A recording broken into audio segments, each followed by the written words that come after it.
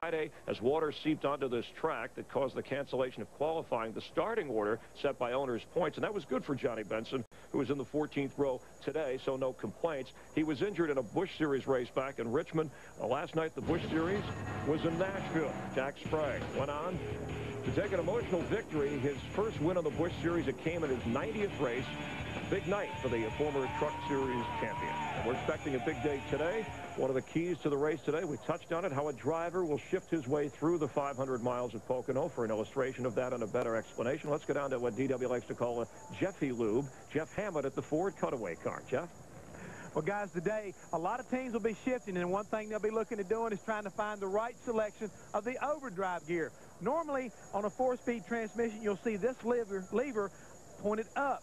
Normal shift pattern today is sit there for overdrive. What this allows the teams to do is to run basically in third gear, and that'll be the 1-to-1 ratio, which will match up with their rear gear. A lot of the teams are running 370, 375 rear gears today, but if they start turning a little too much RPM as they go down this long straightaway, they'll shift it back into fourth, which goes into overdrive, helps to drop the RPMs, save the valve train, which is very important. Isn't that right, Larry McReynolds? Yeah, I mean, what they do, and we heard Darrell talk about how important that short chute coming off turn 2 is they have about a 389 gear there, and that's what third gear is. And when you shift into high gear, which is the overdrive, it ends up being about a 358. And the reason they do it that way, you spend most of your time around this racetrack in third gear, 1-to-1, because when you're in overdrive, which is fourth gear, the drive shaft speed is so fast in overdrive, it causes a vibration that can pretty much aggravate that driver. It can do that. And as we talked about early on in the show, Dick Bergen was showing you like the tunnel turn. These short chutes and the tunnel turn, you have to get off. So you need to get that RPM and keep everything wound up. And that's the need for this special transmission here at Pocono. Think about it, guys. We call this place a super speedway, but how many times do you hear about shifting at a super speedway, Chris? All right, thanks, Jeff. And he'll be nearby with the Ford Cutaway car throughout the race for further explanation if we need it. Now, among today's drivers who have to do a lot of the shifting, Rusty Wallace has won here 4 times. That ties him with Bill Elliott for the most victories among active drivers. And Rusty is trackside with our Steve Burns. Steve? Thanks, Chris. Now, Rusty, you've described your season as efficient, quiet, but can you get into the winner's circle today? Yes, I sure can. I got a good car. And if it's off because of the heat a little bit this morning, it's hotter right now than it was yesterday, we'll stay adjusting on it, just like all these other guys. We're adjusting real hard on it. And the season's been quiet, but it's been effective, and so I hope that continues right now. Biggest key to victory today, Rusty? Biggest key to victory is track position, I think. First of all, you got to have a good handling car to stay up front. But this is a track, if you're up front and you come in and put tires on and get yourself in the back, it's going to be doggone hard to get back up front. Best of luck, Rusty. Let's go to Dick Berggren. With Ricky Rudd, who will not have track position. He changed an engine in this car yesterday, so he's going to have to start all the way from the back. But he's got a good car, and this is one of Ricky Rudd's very best racetracks. He won here last June. In the 45 races he has run, he has contended to win over a dozen of them. But starting in the back is a tall, tough order at Pocono. Well, we've been watching Matt Kent. It seems like he does it every week. You know, if you're going to have to start in the back, Pocono is a track that you would choose on your schedule to do so. It's such a wide racetrack, plenty of room to pass.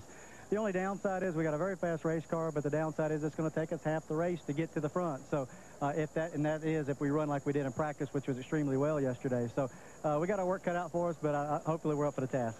Good luck to you. To Matt Yoakum. Well, Dick, Jeff Gordon taping up the right hand because here at Pocono they do shift like at the road courses. And Jeff, this is beginning a great stretch for you. The next 4 racetracks you want to combine 12 times. You have to have more confidence coming into Pocono. I love this track, and we do have great statistics here, but those don't mean a whole lot right now. That's history, and we had a great car yesterday, and things have been going pretty well for us here recently. You know, I think that we've got what it takes to win, but we've got to get a few more things to go our way. You know, we got to have, you know, the pit stops go right. We got to have the right adjustments, make sure we match up the tires, you know, to the way we're setting up the car, and then, you know, just try to not get shuffled back in traffic. It's just so important to stay up front. We got a great starting position, and I think the DuPont Chevrolet is going to be one of the cars to beat today. Quickly, are you going to become a little more aggressive? Well, I think there's a difference between being aggressive on the track and being aggressive with the setups, and I think we're trying to get a little more aggressive with the setups. You know, you got to be aggressive on the racetrack to keep track position, but you know, there are certain things that you do out there. You know when to be aggressive, when not to be aggressive, and you know there's still that guy that's been racing Winston Cup for 9 or 10 years that you know, he's got to do certain things a certain way, and it's hard to change that. 3 wins at Pocono. A win today will make him, tie him, as one of the all-time winningest drivers here at Pocono. Chris? All right, thanks. And the drivers who've led the most laps have failed to win the last 6 races here. You said you liked a veteran, so how about what Jeff Gordon was talking about? Is it better to lay back a little bit and wait for that last 100 miles? You've got to save your car here. You've got to save your car here. If you don't, you're going to get yourself in trouble. The valve train's very, very important.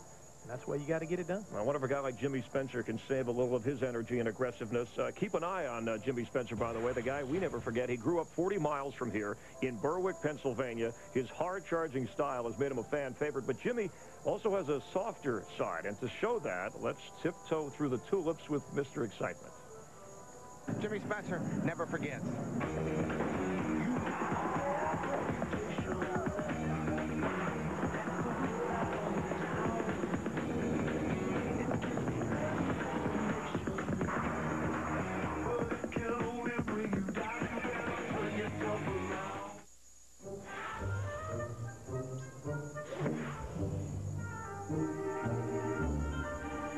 Hi, I'm Jimmy Spencer, and it's one thing to be in a NASCAR Winston Cup driver and drive for Team Target and Chip Ganassi, and the different side of me away from the racetracks when I get home on Sundays is come out and take Monday off usually and work in my yard. There's a lot of things you learn gardening, I guess, and the best way to learn is just plant something and watch it grow and say, boy, I made a mistake.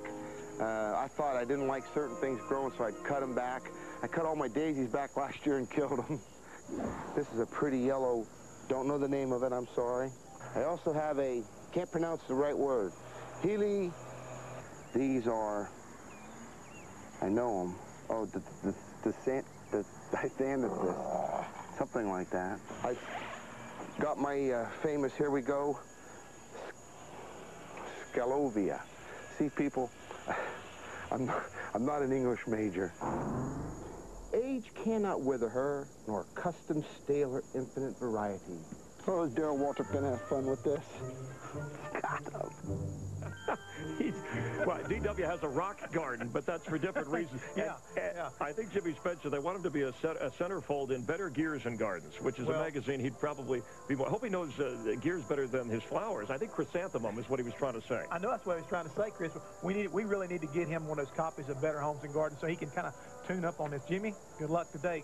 Stay out of the garden. And a good sport. Nice. It'd be nice to see, and there he is, ready to go. If he could win here, he's never won at Pocono, close to home, and a guy who the fans certainly come out and holler for. How about a couple of drivers, Ryan Newman and Jimmy Johnson, who have a chance of winning this? But you talked about experience. They have never, this is their first Winston Cup race at Pocono, so what will they be up against? The fact that they just really don't understand how much this track can change and how quickly it can get you in trouble. When you get out there racing a lot of guys, they start putting pressure on you and how to pace themselves. This track all of a sudden can go away from you real quick and get you in trouble. And briefly, fuel mileage here can also, with 500 miles, be an issue. Won a lot of races here that way. It's something we haven't touched on much this morning, but be watching for a lot of these teams to try to stretch that fuel mileage and set themselves up for an end run. Something we'll have for you in the broadcast. We'll keep an eye on all of that as the drivers are getting ready. We'll be here as the start of the race approaches with observations and post-race remarks. For Jeff Hammond, I'm Chris Myers. Thanks for watching the Singular pre-race show.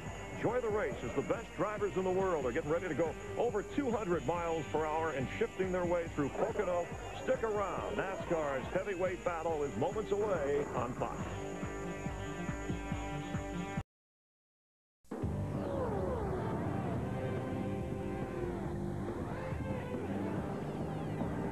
NASCAR on Fox welcomes you to Pocono, Pennsylvania, where you can see the grandstand is packed and the infield is too for the NASCAR Winston Cup Series. Today, the Pocono 500 on Fox, presented by Subway. Huge crowd, huge infield, all because this is the closest track to New York and Philadelphia, and because it is so uniquely shaped. Let's go trackside. The day the Lord has made. Let us be glad and rejoice in it. O Lord, we rejoice in the racing events and the activities on this beautiful Pocono day. We are gladdened with your love that you show for us, and we acknowledge your gifts bestowed upon us. We ask your gifts of protection, guidance, and strength, over all our drivers, their pit crews, and the race officials. And dear Lord, bless our fans with peace, health, and happiness. We ask this in your name. Amen. Now for the playing of our national anthem, Sergeant Dave Martinez of the 389th Army Band.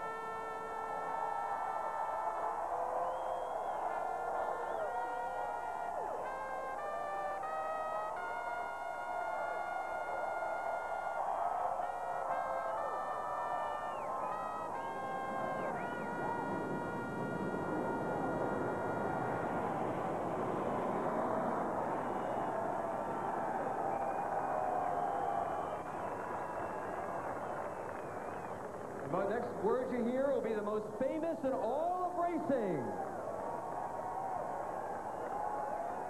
Gentlemen, start your engine.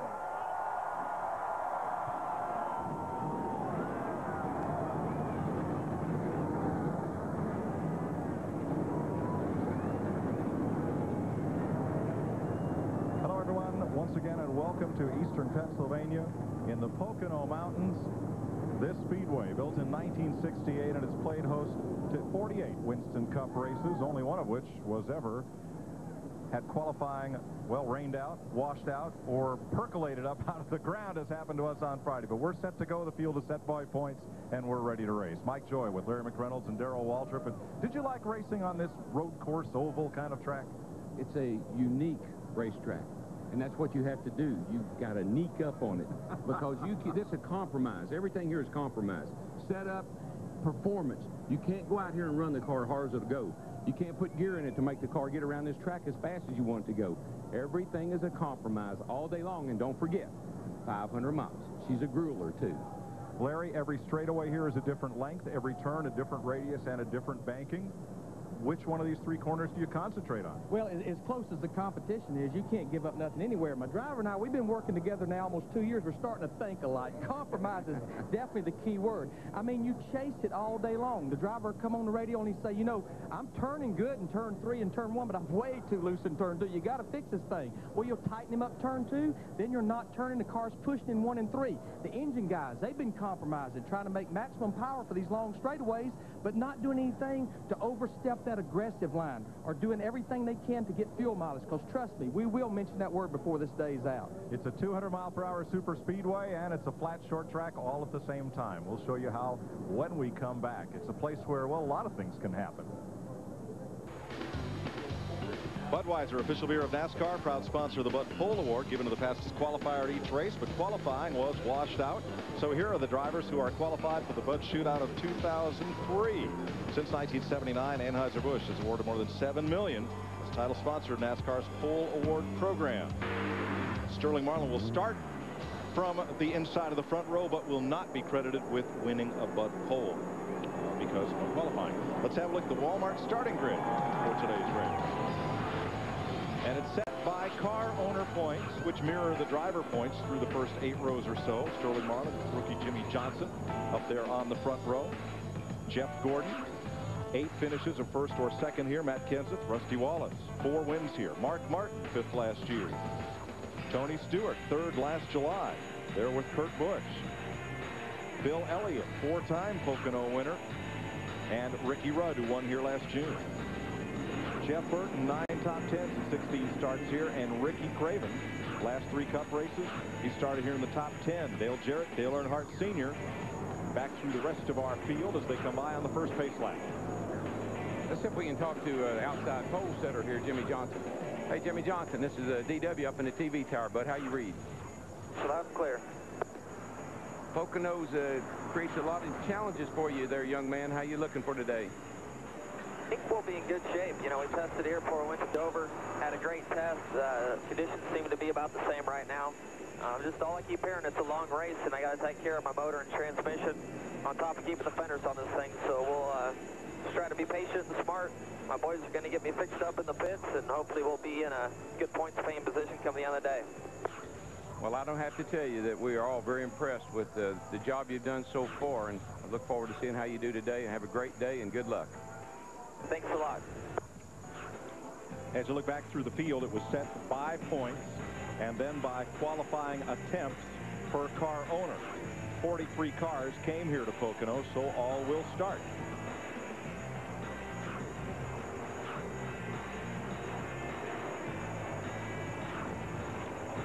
Hermie Sadler and ARCA champ Frank Kimmel, who was on track to win yesterday's race until it had a flat tire on the last restart. Took him out of contention. He finished 9th. This is such a big racetrack. You know, it's hard to go a lap down here. You can come into pit, make a pit stop, and get out and not lose a lap. So that's kind of like if you have a problem here, you do have a chance to fix it and get back and get going and not lose a lap, which is very important. Let's have a look at today's weather and race analysis brought to you by Lotriman Ultra. 500 miles, 200 laps, a full field, and the pit window just under 100 miles there. Yeah, I mean, 35 to 38 laps. And again, it used to could run about 40 laps here, but like a lot of the crew chiefs told me, it's not because they're getting worse fuel mileage. NASCAR is holding the restraints on the fuel cell capacity so tight, it's made the laps less than what we could run here before. That will, again, I'll make a statement, that will be a key before this day's over. You're exactly right. And one thing you cannot let happen here, it's like a road course. You run out of fuel coming out of turn 2 over there, or coming up on the back straightaway, you're doomed. There's no way to coast all the way back to the pit here, so you cannot run out of fuel here. It is a perfect spring June day in the Pocono Mountains of Pennsylvania, as you can see here. Weather brought to you by New Lotriman Ultra, the only once-a-day cure for athlete's foot. See the track temperature, 113 degrees. A little concerned, a little warmer today. That's about 10 degrees warmer than yesterday's practice. And the car will slide around here. I mean, these tires will lose more and more grip the more you run them. Does shifting, using both 3rd and 4th gear, does that use more fuel? Oh, yeah. It's back to that carburetor thing. Throttle linkage, squirters in the carburetor. Every time you work those pumps, those squirters, you're using a little more fuel. So sometimes it's better if you're trying to save fuel late in the race, put it in overdrive and ride. Lots of in-car views today. 9 that you see and a couple more. 12 onboard cameras. We should not miss anything today. We should have it covered, baby. And inside of those cockpits, they will be busy. Oh, yeah. Casey Atwood carrying our Circuit City cam. And we'll have a foot cam on Casey, as well as the view you see here in the root cam and the bumper cam. Jeremy Mayfield. Once again, in the pre-race, we heard Dick Bergman talk about the 28 car, Ricky Rudd. This was a tough decision for these guys to give up that 10th starting spot. They were actually finished with practice yesterday and found a puddle of oil under the car. What had happened, they had an internal oil leak within the motor. It filled the oil pan up, and they just didn't want to take a chance with this 500-mile race. Changed engine, one engine rule, have to go to the rear of the field. But what we saw in the ARCA race yesterday, Rick Corelli started out back, had a fast car. He ended up in the top 3.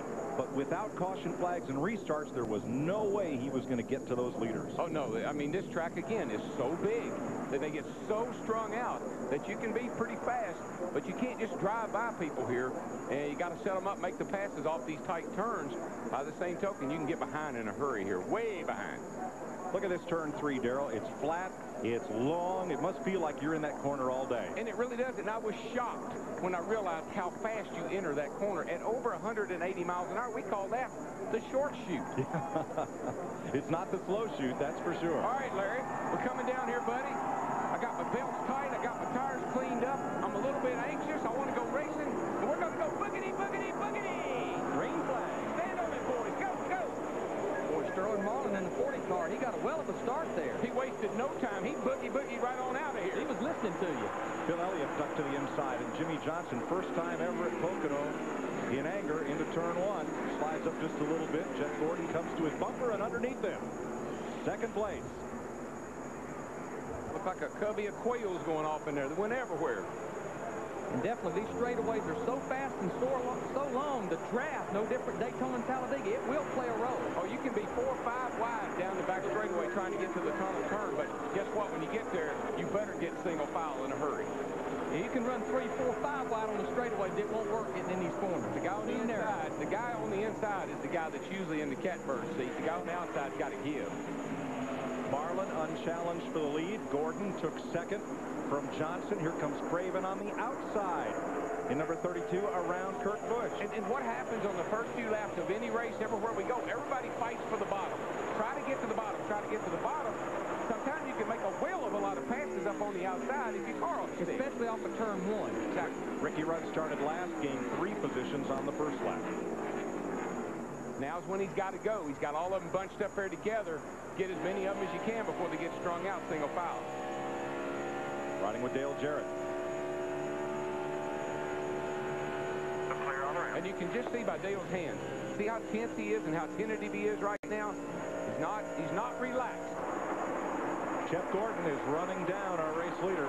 Boy, look how much deeper he was driving it into turn 3. The key is where your car stick and turn, driving it in that deep. Yeah, and here again, we're going into turn 3, and you can go across the short chute 3 wide. But when you get to the turn, the guy on the inside usually prevails. But definitely turn 3 was good to Jeff Gordon. He was able to stay at the throttle. He's going to pull the inside, and what he'll do, he'll drive it deeper into turn 1 and take the lead from Sterling Marlin in the 40. Now, right here, some drivers downshift right there. They'll go back into third gear right there. Other drivers downshift right there in the center of the corner. It depends on whether you want to slow the car down with the gear going in, or do you want to shift it up, taking off of coming up off the corner.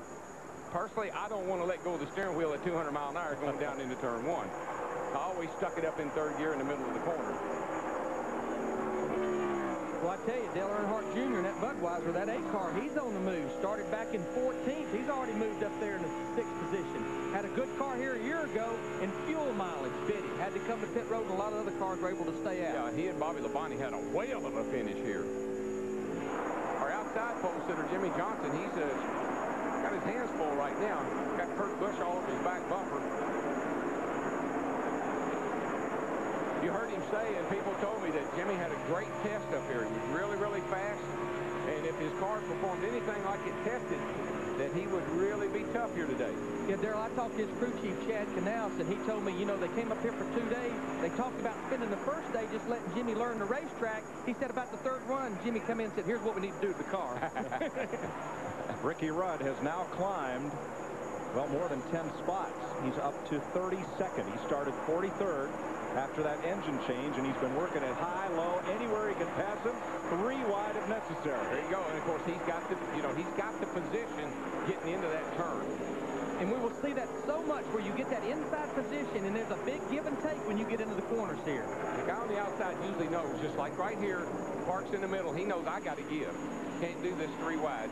You can come through there side by side, high and low, but you can't do it 3 wide. There's the first battle on the racetrack. Single file ahead of Tony Stewart, Jeff Burton, and Ryan Newman. This is for 9th place. Now you see Newman, he's down on that inside. He's got the room to slide up a little bit, and he does. Slides up quite a bit, as a matter of fact. You carry so much speed down into turn 1, and well, into all 3 of these turns actually now, that you got to have a little bit of room to slide around. And that gets worse as the day goes on. Newman on the inside takes 9th away from Stewart. Got him a nice new look there, Newman does. Kind of like that paint job.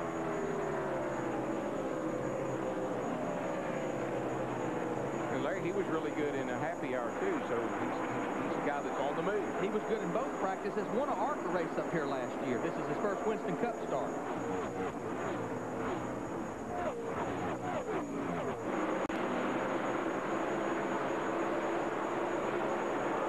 Jeff Gordon, can he win his first race of the year? Too soon to tell. Gordon 3rd in points, but still looking for that elusive first victory. He's out in front of Sterling Marlin, Ricky Craven, Dale Earnhardt Jr., and Matt Kenseth.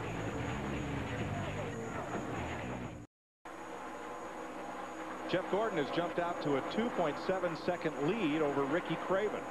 Dale Earnhardt Jr. has moved to third, passing Sterling Marlin. Jimmy Johnson has overtaken Matt Kenseth, who was fifth when we went to break.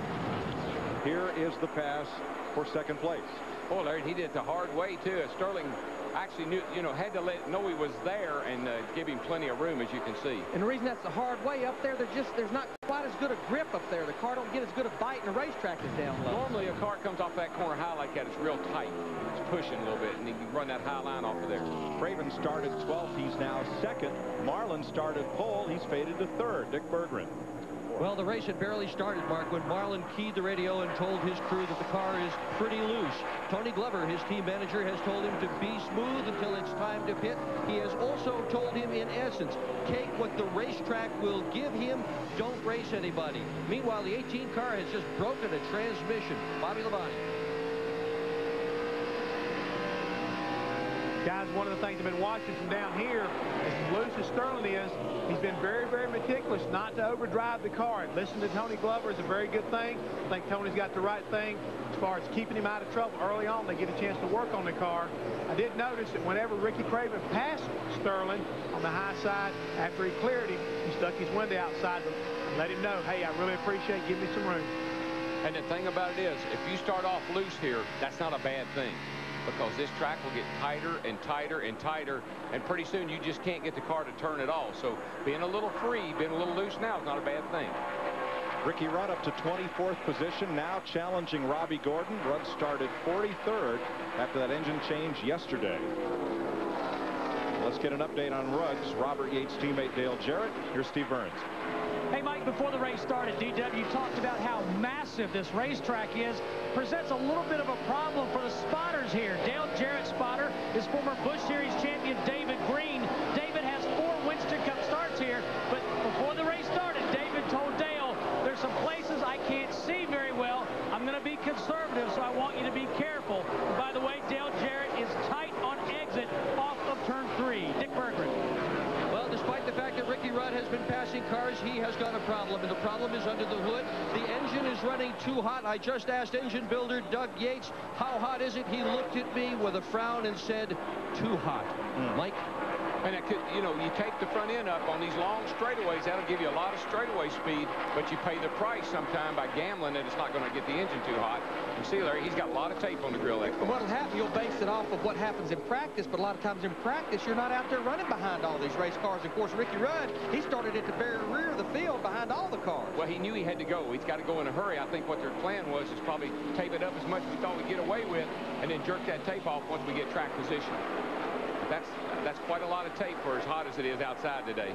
I'll talk about something that Steve Burns was talking about, spotters struggling here. And right here on the front stretch where you see Ricky Rudd, as he drives away from the spotters, you have the spotters view right here. Right there, when you're running side by side, they're going away from you, and it's hard to clear you. We used to use a spotter in the infield down there near turns ones just because of that reason. Yeah, we always put one over on the back straightaway at the tunnel, right outside the tunnel there. Our singular virtual crew chief comes at you a few times today. And there is our first question of the day. Good question. I think Larry and I kind of favor the veterans we talked about yesterday in our final practice show. You can vote now at foxsports.com on Lycos. And the reason we would say that, folks, is because this is a 500-mile race on a very difficult and a very unique racetrack, and you've got to be around at the finish. So many times guys run good right up to the last 50, 75 miles, and they've just overrun their engines. They've turned them too many RPMs, and things start breaking valve springs and slowing down. There's veterans and teammates right there. Mark Martin in the 6, Jeff Burton in the 99. They're battling for 9th right now. Mark Martin very happy with his car yesterday. In fact, Darrell, he quit practice early, which is unusual for Mark Martin. And he was fastest in that final practice. But thinking about that, Larry, and you're right, he's probably very happy with his car, but you don't want to put any more miles on your engine here than you necessarily have to. Jeff Gordon is trying to put 500 miles on his engine out in front, but Ricky Craven is closing the gap. It's down to 1.9 seconds. In third, Dale Earnhardt Jr., and here's one of our 2 Rookie of the Year candidates, Ryan Newman, in fourth. And it's a different paint scheme, same sponsor, and the Vega on the hood, what that is, that's the new 40-inch television made by Sony. Look at the Fox tracks here. We're looking at the interval. He's about 4.9 seconds behind our leader, Jeff Gordon, and it's staying about the same. There's the speed right there coming off turn 1, about 130 miles an hour. This is down what we call the Long Pond Straight. Long Pond, Pennsylvania is right outside this straightaway. Newman started 15th, and he's moved through this field to 4th. Well, I think if you look at who his teammate is, Rusty Wallace, and the success that Rusty has had at this racetrack through the years, combine that with the youth and exuberance of this guy here, wouldn't surprise me seeing him up there fighting for the lead before it's all over with. Let's not forget, for every successful young gun, there is a veteran mentor. As you said, Ryan has Rusty Wallace. Jimmy Johnson has Jeff Gordon. Kurt Busch has Jeff Burton and Mark Martin. None of these young guys are doing it alone. No, they're doing it in the car, but they've got a lot of help behind them. Johnny Benson, first race back for MBV Motorsports in the Valvoline Pontiac. Did he brush the wall here? Yes, he did brush the wall here. Boy, and Kevin Harvick in the 29 car, about 4 cars in front of him, he was real loose coming off that. And what happens is your car's tight, it won't turn, you're back in the throttle, and buddy, let me tell you, that front end will just all of a sudden take off, and you'll brush up against the outside retaining wall here, over in tunnel turn, and also off of turn 3 over here. Benson, first race back after those broken ribs in the Busch car. Turn 1 is run a little bit low, just getting in, and then he lets it drift out to about the second groove, maybe not quite a full second groove through turn 1. Well, thank you. You hear the spotters giving those drivers information. This racetrack is so big, and a lot of times they can give you some information that may help you. Matt Yoakum, I believe Ricky Craven's zeroing in on that leader. Well, you just heard, Larry, Jeff Gordon inquired to his spotter, Ron Thiel, exactly what lane Ricky Craven was running. He could see him slowly closing in his mirror.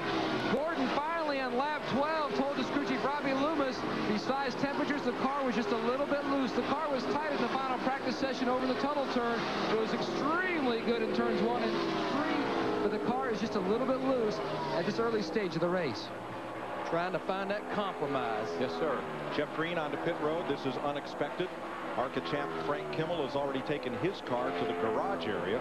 We've only run 16 laps. Down in turns 1 down here, then getting onto the back straightaway. You got some banking there to work with. You can work the car there. Oh, he's got a problem with the brakes. He's caught the brakes on fire. Used a lot of brake here. And sometimes I think trying to help not open more front end, you don't cool the brakes as much as you should here. One of the things that young drivers have a problem with here is brakes, because you can just hook them, just like he's done in a very short period of time. Jeff Gordon's 2.7-second lead has been now cut to 1.2 seconds by a fast-closing Ricky Craven. Dale Earnhardt Jr., Ryan Newman, and Jimmy Johnson, the top 5. 200 laps complete on this unique tri-cornered racetrack of NASCAR. Jeff Gordon still leads, but now by only 0.7 of a second. Jeff Green has gone behind pit wall to repair that brake problem, and Carl Long has joined Frank Kimmel in the garage area. And I think what you'll see with Gordon there is, you know, he might let Craven close up there on him like he has that, but I bet you Jeff just kind of holds him at bay. Jeff doesn't want to run any faster than he has to right now, just enough to stay out front, I would say. And if Craven pressures him too much, he might even let him go. First side-by-side battle is at 9th, where Matt Kenseth is trying the inside on Sterling Marlin as they roll down this 3,700-foot front stretch toward turn 1.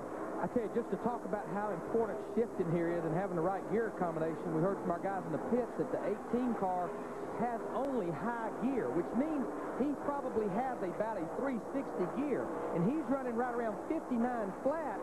Our leaders are running 56-20 something, so it's hurting him almost 3 seconds a lap because his car's just bogging down on straightaways because you don't have that low gear, third gear to work with. Yeah, it just makes it difficult getting up off these flat corners when it's an overdrive like that. It's probably a .92 overdrive. So, like I say, he's got a pretty high gear up.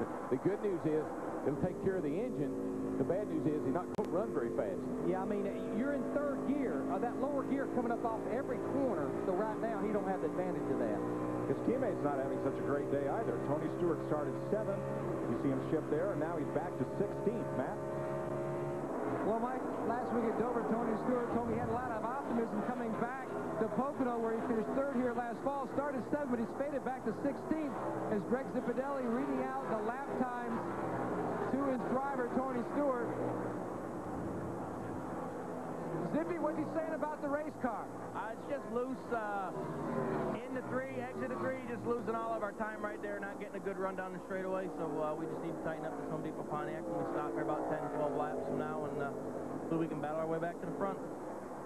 Just ahead of Stewart, Ricky Rudd has now moved into the top 16 from last. But I tell you what may have happened to that race car, listening to Matt talk to Greg. I watched those guys this morning. Their car was pushing yesterday.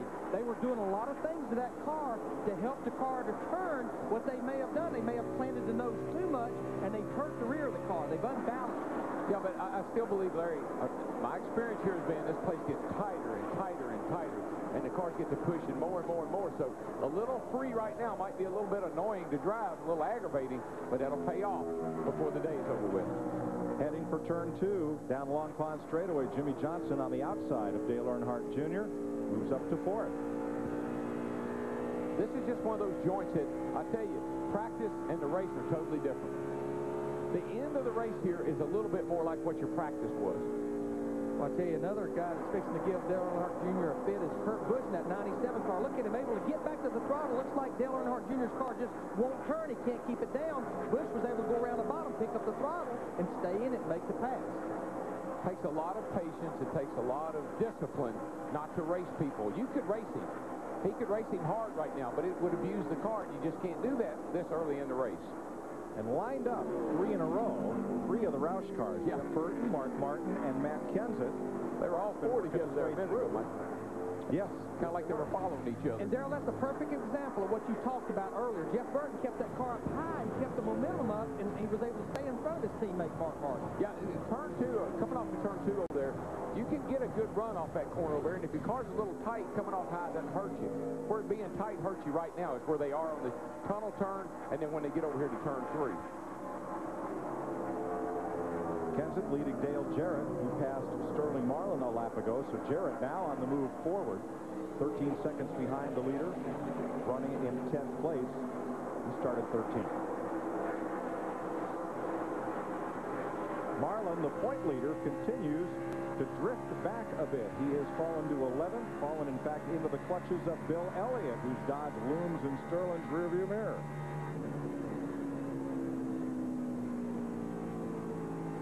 Jeff Gordon now maintaining about 7/10 of a second on Ricky Craven.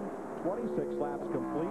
Pit stops coming in the next 10 or a dozen laps here at the 2.5-mile Pocono Raceway. You're watching NASCAR on Fox.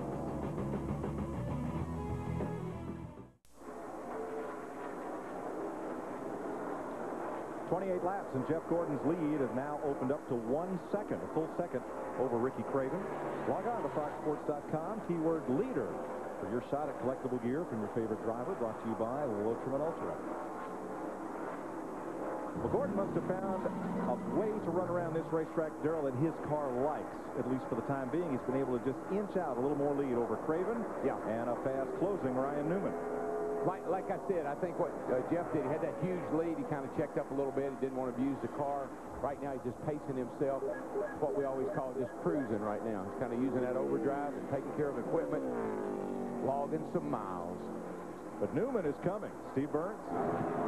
Yeah, Mike, he likes his race car. He said his car's a little bit loose off of turn 3, but that's the only place that it's loose.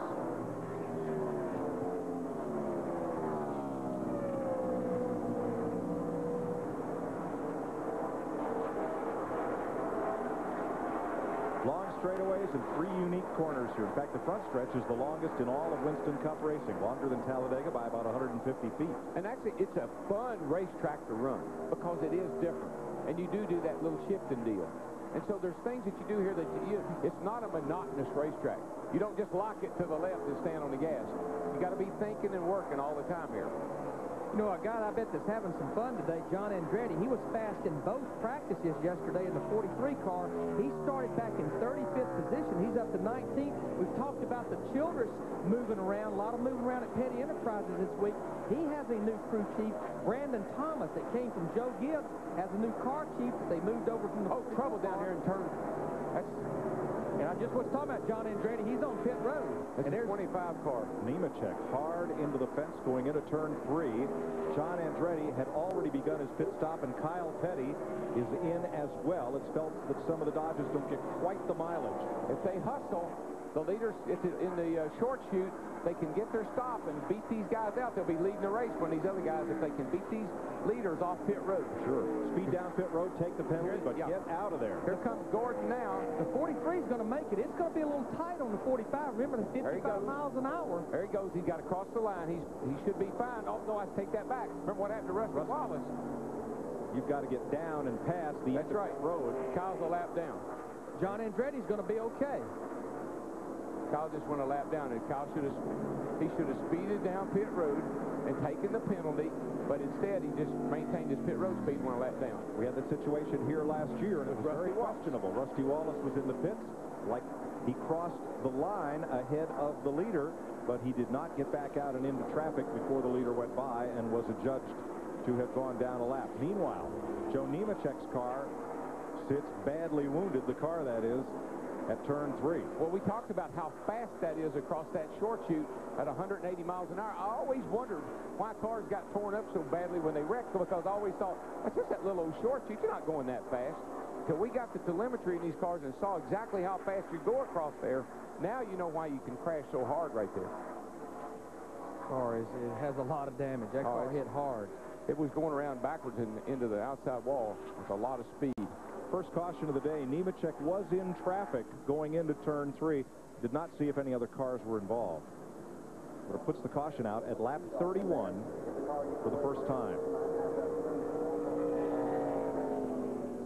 There are your 3 leaders as they'll come around once pit road opens and come to pit lane for service.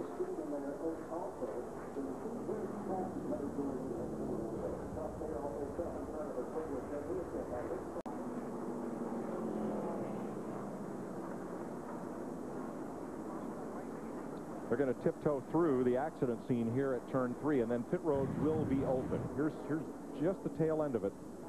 That is a hard lick.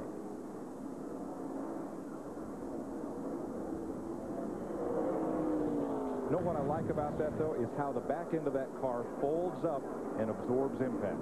Oh, yeah, the back of the cars are very, they really crush, because there's not a whole lot back there but the fuel cell. Dick Berggren. Now, Ricky Craven is on his way down pit road as his crew coaxes him down. They are counting him into his pit area. He's going to take 4 tires. The car is just a tad tight. They're going to adjust that by taking 2 rounds in the track bar, in the back. He has asked for 2 drinks, which they've handed him, but they can't get him into the car so far. Craven reaching for those drinks.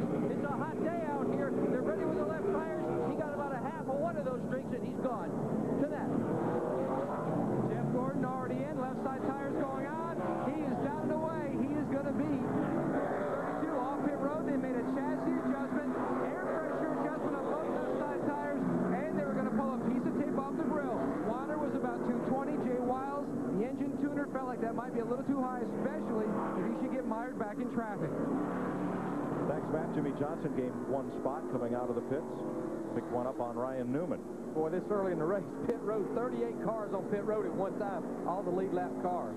There you see Bobby Labonte, the 18 car. He's on pit road. Remember, we talked about a transmission problem. They're underneath there now with this caution period, trying to figure out if they can see a problem.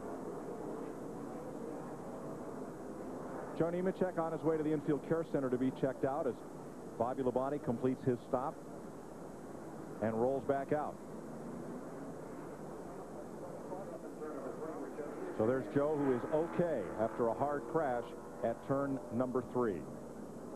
32 laps complete, pit stops complete for the first time today in the Pocono 500 on Fox, presented by Subway. 500 on Fox, presented by Subway, is brought to you by Singular Wireless. Never pay long distance or roaming again. It's a singular nation. And today's track fact brought to you by the Insider Pizza from Pizza Hut, built in 1968. Pocono Raceway, turns patterned after IndyCar tracks, and got a good explanation on the pre-race show about turns 1, 2, and 3. The first NASCAR Winston Cup race here August 4th of 1974. Richard Petty, the winner.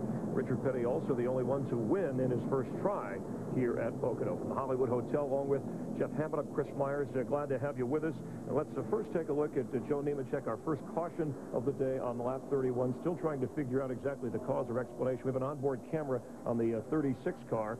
And Jeff Gordon, of course, has had the lead since lap 3, but since lost that as John Andretti is now in the lead. Kyle Petty following. So a couple of dodges. So the fuel disadvantage turns out to be an advantage. Yeah, it really does. Let's go ahead and explain that. Those guys got lucky. They were already on pit road, and they got an opportunity to come in and get ahead of everybody based off of their pit stops. And, you know, their misfortune turned out to be very fortunate for them. All right, so let's talk a little bit about what you think may have happened to Joe Nemechek. It's really hard to say right now, this because of the camera angles we're looking at, but we'll take a look from inside the 36 car. Maybe we can pick up something. But it almost appears that he may have got in that corner and just got a little loose, and around he went. All right, so this through Ken Schrader's view of things. Right. And what turn he's already up in the wall. This is up there in turn 3, getting ready to come off of 4, or turn 3. Spun into the wall. Into the wall. There were a lot of cars right there together, so somebody could have been right behind him, took air off the rear spoiler, loosened him up. A lot of cars reported being loose early on during the first part of this race and got an opportunity to come down and make adjustments. And Steve Burns, I believe you got some more information for us from pit road. Well, hey, Jeff, the 12 car of Ryan Newman is so good, crew chief Matt Borland decided not to make any adjustments to that race car. Crew chief Matt Borland telling his tire changers, Matt McSwain and Robert Bentfield, just go nice and easy. They came off pit road 3rd, lost a couple positions, but they are one of the fastest cars on the racetrack. Dick Berggren.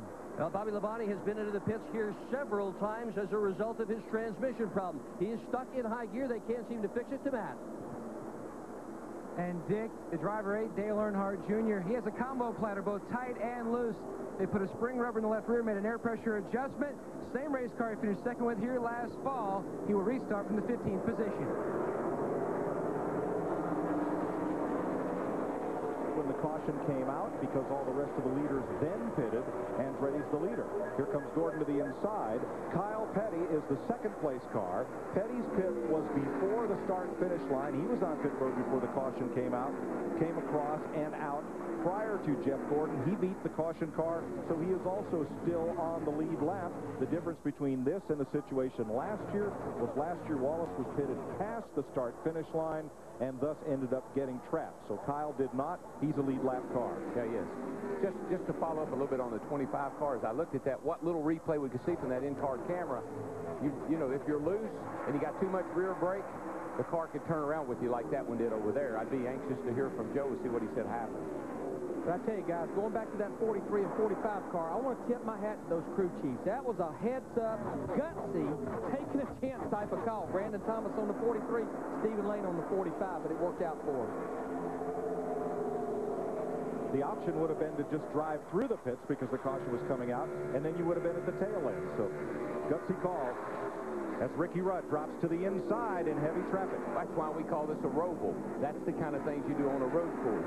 You come in and get your service done before the leader gets back to the start-finish line. It's a battle for 5th right here. Ryan Newman in the 12 car. Jimmy Johnson in the 48. Boy, they're just going to drive right by us. Jeff Gordon in the 24. So you got the top 5 cars right there together. Well, what always happens there, and you know, is that on this caution flag with these pit stops, some guys get their cars better. They make a little minor adjustments and get their cars a lot better, and all of a sudden you got a whole new group of players up front. Jeff Gordon looked like he was able to get back to the throttle much before the 12 car. We got a battle for the lead. Ricky Craven, knowing that 32 car, he has been coming all day long. Looks like Craven's car is really, really good on new tires. I mean, he was closing up on Jeff Gordon there early in the run, kind of stabilized late in the run. Looks like he's real good on new tires. You know why the fans are on their feet right now? There's an Andretti up front. This track was built as an IndyCar track. Mario Andretti, John's uncle, had a lot of success here. But John is bump and run coming off that corner. Everybody straightens it out. Yeah, and if they want to keep John Andretti in that 43 car, they better keep it up front, too. Boy, Bush has got a lot of damage to his car.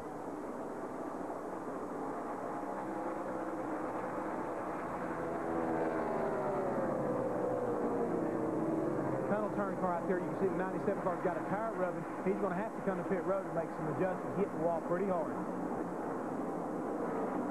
Of course, he wants to get to pit road, Jeff, just as quick as he can because you don't want to go a lap down here. This is coming off turn 1, and his teammate right behind him, car just got loose against the outside wall. Car tucked underneath you like that, coming off that corner. That's what you call a push loose. You come up out there, you got the wheels cut to the left, you're in the throttle. As he comes up out of that corner, the back end will snap around, smack the fence. For the lead, Ryan Newman now right up the tailpipe of Ricky Craven. Newman is one of those that was real good early on there in that first part of that green flag run. I think he's one of those guys that's really helped his race car. I tell you, guys, you look at Ricky Craven, you got to tip your hat to him, Mike Bean, Cowells. I mean, they're one of the few single-car operations that's out there. Yeah, they have Robert Yates horsepower, but what a run they've been on. 3 straight top 10 finishes, 7th last week, and he's up to 12th in points. He has been coming this last month. Ricky, you know, Ricky's a savvy race car driver. He grew up in the NASCAR main area in the NASCAR North Series, built his own cars, raced his own cars, had his own team. I think that makes for a great driver. Ryan Newman, though, in the 12 car, gets a good run down that front straightaway, takes that inside position. We got a battle for the lead here through turn 1. Ricky Craven, though, we've seen that several times on the high side, keeps that momentum. There was a time when you could hear at this racetrack when you had to run the bottom. You had to keep that left wheel right on the white line. But 1 and 2 has changed a lot over the years. These guys have been able to move up and run high through that corner. You saw Kurt Busch making his pit stop in the garage. Frank Kimmel, Carl Long, and now Joe Nemechek. Here's Dick Berggren. Joe Nemechek's car is really wrecked. 2nd week in a row, backed into the wall. What happened this time? I got to apologize to Rick Hendrick, all these Hendrick guys. The UAW, Delphi, I mean, the car was good. We were fast. We were going up through there, and been having a little trouble with the transmission, and they were trying to tell me to pit, and by the time I keyed the radio, I think it popped out of gear because just all of a sudden it jerked sideways, and I couldn't keep up with it. It's my fault. I just can't believe our luck right now. I'm not doing my job. I'm not finishing these races, and I had an awesome car. You know, it was really fast. We passed anybody we come to, and we just got to start finishing races. Can you get the car back out? I think we're pretty much done. It basically knocked the rear end housing out from underneath. Well, pass for the lead right now on the speedway. Ryan Newman to the front as Kurt Busch takes his car to the garage. Newman passes Ricky Craven for the lead. And what our guys are telling us is he hit the wall so hard, Darrell, he bent a trailing arm, so they're going to go to the garage and try to change that trailing arm that holds the rear end somewhat in the center. Oh, yeah, that baby was coming around really hard, and following up on Joe Nemechek just a little bit, something mechanically, I believe, happened to Joe's car over there, because when I saw the car, it definitely just snapped around with him. Dale Jarrett quietly coming to the front, up to 5th place now, right on the back bumper of Jimmy Johnson. You had a feeling, even though they're hunting that first win 2002, this would be a place. The last 10 Pocono races, 9 top 5. A lot of hunters here, a lot of rabbits too. Yeah, well, here's the thing. You look at the 600 in Charlotte, the veterans prevailed. You look at this race, 500 miles here at Pocono, the veterans will probably prevail.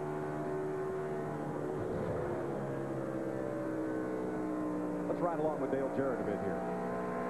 In the tunnel turn 2, down to about 7,000, climbing 170 miles an hour. Remember, this is 3rd gear, up to about 80 to 800. Little low RPMs, much flatter corner, longer corner, down to about 6,400. Slowest part of the racetrack right here, coming off turn 3. And he'll definitely should reach up there and grab 4th gear right there at the start-finish line. And you hear the RPMs don't even change, Darrell. He don't use the clutch. He changes by the RPM. Yeah, and it's only about a couple of hundred RPM. It's not a huge change. You saw him shift as he goes down into the corner. Some guys shift there on entry. Some guys shift right where he is now in the middle of the corner. That's falling down the Long Pond straight. He's in 3rd gear right now. We'll see if he opts to go to high gear. If he does, it'll just be for a brief period. And if he does, he's following the car. Normally you don't shift down the back. Now, because you drive this little like a road race course, you used to have to downshift coming up to the corner on a road race course to help slow the car. Today, the brakes are so good, some drivers, if they choose, can delay that shift until they're ready to come off the corner, as you say. Well, like I said, I don't want to let go of the steering wheel as I go off in that corner at 200 miles an hour. I'm going to hang on to her till I get her turned and get her headed in the right direction. Then I'll pick up that gear. Dale Jarrett Moving on, Jimmy Johnson. Here's Steve. Well, Mike, prior to the pit stop, Dale Jarrett told his crew chief, Todd Parrott, that he was tight on exit in turn 3. So they put one round in the right rear, hoping to fix that tight condition. Yes, Steve, they're just taking a little bit of wedge out of that thing, not making major adjustments, just settle. But our young line there, he drove like a veteran down the front stretch. He thought Dale Jarrett was faster. Move over, let him get in front of me, then I'll fall back behind him. Larry, that's another tenet of road racing. Make that man pass you where it's not going to slow either one of your cars up. Well, and I think Jimmy Johnson is savvy enough, a young driver, that he knows right now it's not the time to be racing anybody. If they catch you, follow them. He's behind a guy that can show him something. Follow Dale Jarrett. Dale Jarrett's been very successful here. He's a good guy to follow. Right now we're following this guy right here, though, leading the race. Ryan Newman in that 12 car. First Winston Cup start here at Pocono. He's hollering back at them, y'all follow me. Well, Rusty Wallace in that group had Ryan Newman on what they call the ABC plan. A little ARCA, a little Busch, and then into Winston Cup. And winning an ARCA race here last year has helped make Ryan Newman the class of the field at 44 laps. Jeff Green comes out of the garage and back on the racetrack as we go to break with 44 complete. And Newman leading Craven, Jeff Gordon, Jarrett, and Johnson. 47 laps complete, no change among the top 5. Newman's lead over Craven, now 2.4 seconds. We've got only one caution that came out at lap 26 for Joe Nemechek, who was okay after a crash at turn 3. Brett Bodine in the 11 car, Stacy Compton in the 14th. They just keep beating and banging on each other down that short chute. Yeah, that's what you call casual contact there. Well, Stacy, this is the Pocono zone, not the Bodine Triangle. That's right. But you can't let your emotions override what you need to do here. I mean, you start doing all that stuff, these straightaways, it hurts the aerodynamics of these race cars. Beating the fenders off of them, no good. Let's catch up with a road racer, Robbie Gordon, and get an idea how he's got a lot of road race experience, a lot of IMSA and off-road experience, and see how he drives this track, Darrell. Yeah, he just shifted, going down the front here, heading off into turn 1. Puts it up in 3rd gear, which that's your 1-to-1 gear. Now, that'd be your lowest ratio. Come off that corner in 3rd gear, which is whatever gear you have in the rear, that's what you're coming off there with, 375 to 89. Now, you're going to go to high gear. That's overdrive. That can be a .92 or a .96. Come down the back. Now, you go into the tunnel, back up to 3rd gear or your 1-to-1 gear because you're going to get a good acceleration across the short chute here. That's the advantage of shifting there. Gives you the gear you really want to really maximize your speed across there. Now, that's a guy that doesn't mind shifting. I don't like all that shifting. I don't think it's necessary, and I think it just is opening the door for things to happen. Now, here's Kenny Schrader, who comes out of the open-wheel ranks. His direct drive cars, the open-wheel cars he drove, didn't even have a gear shift. He's in 3rd gear, or basically that's high gear. Now, he's in overdrive. And he shifted about the same place that Robbie Gordon did on the front stretch. The start-finish line is where you use it. That's your reference point. Now, he gets all the way in the corner. Remember what I said, I don't like to let go? He doesn't either. Went all the way into the corner, got in the middle of the corner, shifted up into his lowest gear. It's the 3rd gear position, but with an overdrive, it's actually in high gear. And when he pulls back, now he's not going to shift all the way down the back like Robbie Gordon did.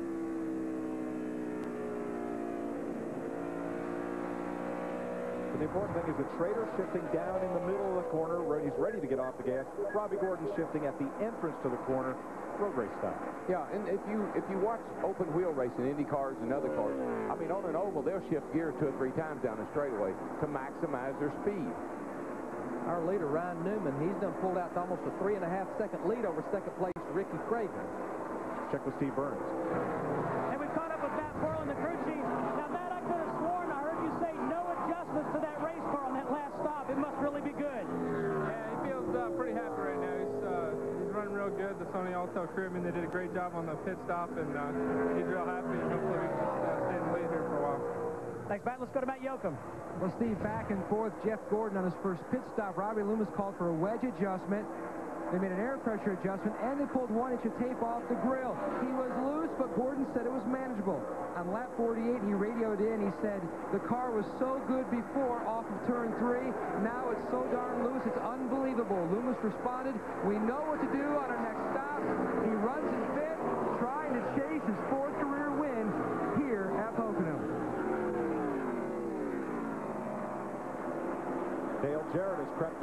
Ricky Craven misses second place. Both cars have the same engine package. Yates in the 32, and certainly Yates under the hood of the 88. I think that Ricky probably saw that Dale was a little faster and let him make the pass. So the veterans moving to the front. Here's another one. Bill Elliott in 6th place, challenging Jimmy Johnson. This is kind of like that horse race yesterday. Got that one guy out there that's setting a really fast pace. Don't want to suck these veterans into that. So they're letting him kind of go on. He's out there by himself. I don't think anybody's really worried about him at this point. He was good in practice yesterday. He didn't run that fast lap, but his car was good on the long run. 52 laps, 130 miles. We've got to race 500 today. Long way to go. I tell you, I noticed you see Jeff Gordon talk about being loose. He looks like he's tight, but the problem is he can't turn the steering wheel. The rear end will want to come around with him. When your car's loose, you just can't be aggressive. You can't drive it off in the corner. If you miss your mark with a loose race car, you'll wreck. You miss your car with a tight race car, you just slow down a little bit. So you got to really be tentative when you got a loose car. And particularly when somebody gets up under that back bumper. Makes it even worse. See there, he just pulled over and says, get off the back, get away from me. And does. Elliott moves up to 5th. Johnson now 6th, Andretti 7th, Kenseth 8th, Jeff Burton 9th. Never guess who's crept into the top 10 from 43rd at the green flag, Ricky Rudd. Now that caution fell at a good time for Ricky too. I mean, it allowed him to make up even some more distance on the leaders. Good pit stop, and here he is, top 10. Dick Berggren. As a result of changing an engine, Ricky Rudd was all the way in the back of the pack at the green flag. That's a rule change. A motor start in the back, but he has gone forward all day long. Early problems with overheating. On that pit stop, they pulled a piece of tape off the grill. That helped the overheating problem, but Rudd's engine still running hot as he continues to motor forward toward the front. Mike? He's up to 10th place, the defending champion of the Pocono 500. Ricky Rudd. Well, it's hot here today. I mean, the ambient temperature, Larry, is way up there, as you well know, because I know you're monitoring that. Much warmer than yesterday. I'm looking at the grill of that 28 car, and they've got a lot of tape on that car. Even after pulling some tape. Even after taking some off. So I think they're going to have some work to do. And here's a guy that's got some work to do. This 40 car is backing up big time. He's all the way back to 22nd place. Schrader and Sterling have been having a pretty good go of it, but they're not making much headway. Schrader just got in the spot from Sterling, who's trying to get it back. Got Steve Park in tow right behind him. Well, that's the way this track is. Schrader's real good in one end of the track. Sterling's real good on the other end. So they just race each other back and forth. And you know, Darrell, it's like the last 2 or 3 weeks. These guys still been having good finishes, but they have not been as strong. Sterling Martin in the 40 cars they were in the beginning. This is the same car he won Las Vegas and Darlington with. He actually tested up here as Steve Park, and the one's going to go underneath. And I've been here, done that. Your points racing. You start letting that dictate how you race. Instead of going out there and trying to win races, they got a pretty good little lead here, and they're trying to set on it. How many times have we seen it? Teams in the stretch run will do anything, including get a car from a whole different team to try to win a championship. Saw that happen one time, didn't we? Yeah. Ryan Newman is our leader. He's 4.5 seconds up on Dale Jarrett. Ricky Craven is third as 3 Fords lead the Pocono 500. And welcome back live. Quick recap. We're more than a quarter of the way through. Jeff Gordon passing points leader Sterling Marlin for the lead on lap 3. Ricky Rudd started from 43rd, moved up inside the top 10. Jeff Green with a brake fire problem. Joe Nemechek wrecking in turn 3 on lap 31. Kurt Busch scraping the wall and having some problems after that. And Ryan Newman taking the lead on lap 41. Jeff Hammond, in his last 7 races, Ryan Newman has had 4 DNFs. He did not finish. Should that be an issue here, especially with 500 miles? Absolutely. You got to really be worried about kind of taking care of your equipment. This is a long race. It's very hard on the valve train and a lot of other parts in your race car. So, you know, running this hard early on could be bad news for him. He'll probably have a problem. So, hopefully he'll slow the pace down and be around at the end. He's led 19 of the 59 laps. Our Subway race summary, and we showed you some of that. 5 leaders, 4 different lead changes. We have trouble on the 12 already. Well, just as you were talking, Jeff, Let's head upstairs. Steve Burns has more. Steve? Well, Chris, we just heard Ryan Newman radio to the crew that he has no fuel pressure. The crew's getting ready to service him when he gets to pit road. No fuel pressure for the leader, Ryan Newman. He was in just 26 laps ago. So it's hard to think that he'd be out of fuel. Yeah, I think. But it's Darrell, he ran out, if he ran out, on the Long Pond Straight. So he's got to go more than 1.5 miles to get to pit road. I think he'll probably find out he's got bigger problems unless there's something wrong with the fuel cell pickup. The way he was driving that car and as hard as he was running at this point of the race, this does not surprise me if it's mechanical. Yeah, I just don't see how he could be out of fuel. He'd have to have a major pickup problem, but the bad thing about it, you run out of fuel here, anywhere, have a problem anywhere over on the Long Pond Straight, it takes forever to get to pit road. Yeah, you saw he took both access roads over at the tunnel and then here in turns 3 as well to get to pit road. Dale Jarrett, who's gone 30 races without a win, Loudon last July, has 2 top 5s this year, Martinsville and last week at Dover, and he's the new leader. Back to Steve. And Mike, the car was not under power when Ryan Newman got in here. They're going to go ahead and put right side tires on. 1 can of gas in. They do get the engine refired for Ryan Newman. 2nd can of fuel getting in. And he is away. Boy, that's a hard one to figure out there, Larry. I mean, the only thing I can think of is they just didn't get the car full of fuel when they pitted it. I mean, that would be the only thing, because again, it's only about 27 or 28 laps, and everybody could at least go 34 or 35 that I talked to this morning. Kurt Busch is back on track after spending time behind the pit wall. Same with Jeff Green. Only 3 cars out of this race, Nemechek, Long, and Kimmel. And what happens in the fuel cell, the pickup is at the right rear corner, and we're hearing that Ryan Newman's not running again, so he's got more problems than fuel. Steve Burns. And Larry Mackey just radioed into Matt Borland. He said, it has died again. I can't get it restarted. And this time it happened in turn 1, and he will not make it around. No, the only thing he can do now is he needs to... Well, it's running. Breaking up real bad. Bring it in here, Darrell. Do you want him in the garage or back behind the wall? Darrell, Larry, I'm wondering, it's a really hot day. I'm wondering if they're having a problem with the fuel getting too hot coming up close to the fuel pump, the fuel vaporizing, and all, you know, kind of like when the car will not run. Well, it's a chance, Jeff, but, you know, it just happened all of a sudden like that, and he's been running really well. I got to believe they got something really they can't figure out what's wrong with it just yet, obviously, but I think it'll turn out to be... Yeah, well, like a fuel pump. Maybe, okay, if it's not that, then you also could be losing maybe a lobe off of the cam that helps to actually make the fuel pump work. Yeah, I think it's something mechanical.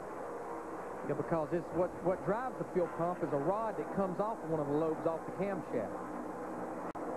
Oh, we got a fuel pump on the truck. Yes. You got to change the fuel pump. That is a major job. It's not going to be easy. If you took that to your local dealer, here's a 43 car back on pit road as well. If you took it to your local dealer to get that done, it'd take 3 days. Darrell, John Andretti being on pit road, he was on a 30-lap cycle, so this is about when we'd expect him. Based on that, these guys aren't going very far on a tank of fuel today, Larry. And again, all that shifting works the motors harder, and the harder you work them, the more fuel they're going to use. And that's 32 laps since John Andretti was on pit road. Comes some other cars, the 4 car and others. Brett Bodine is in. As green flag pit stops, the first full round of them begin here at Pocono with 63 laps completed. Mike Skinner in the 4 car, they ran out of fuel last week at Dover. They're probably a little gun shy. Yeah, they had that little apparatus there that the ether on the stick. They didn't want to have to use it again here today. I told Jeff, I said, that's a great idea, but it tells me one thing. They must run out of fuel a lot. Well, they've got it out there for Mike Skinner to get him restarted, and he's away. His pit stop complete. 3 of the top 10 cars are on pit road. Dick Berggren. Jimmy Johnson pits out of 2nd position. They've got the wrench in the back of the car. He's a little bit loose when he's on the gas. Water temperature 220. That's not really a problem. A 4-tire routine change for Johnson. He's all done. Matt Kenseth in and out. Kyle Petty in. Jeff Gordon is in, along with Hermie Sadler, Bobby Hamilton, and Kevin Harvick. Matt? Mike, again, Steve Letarte makes both a wedge and track bar adjustment on the right side of the car. A 4-tire change Gordon said he had 0 drive off when he tried to get back in the throttle. The car was just so loose. He's good to go. These are pretty much all scheduled pit stops. Again, all the leaders are on pit road about lap 32. There you see Kevin Harvick, the 29 car. He'd moved up into the top 20. Ricky Rudd coming in.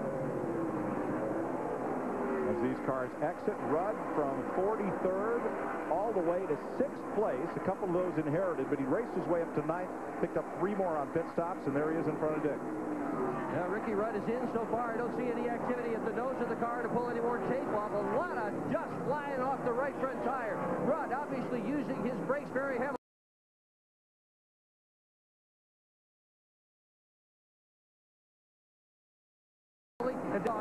Mayfield, Park, Benson in along with Strickland, and here's Rusty Wallace. A lot of trouble on the right rear tire. This is going to be a real lengthy stop for the 2-burner. The reason they're having trouble is they pulled a spring rubber out of the right rear. It took them a few minutes laying there on the track, right on the pit lane, right by his pit stall. I saw him pull that rubber out and throw it on the ground. Ward Burton, Steve Grissom, Kenny Schrader, Bill Elliott, and Dale Jarrett. Steve? Mike, Dale Jarrett told his crew chief Todd Parrott, this car is really good. I'd hate to mess with it. Let's not make any adjustments. He'll have to get in right in front of Ward Burton. He comes in smoothly. Right side tires going on. Mike Trower and Jason Sheets, the tire changers. No adjustments to the 88 of Dale Jarrett. Let's go to Matt Yoakum. And Bill Elliott, the veteran Dodge boy in the Evernham camp, is in.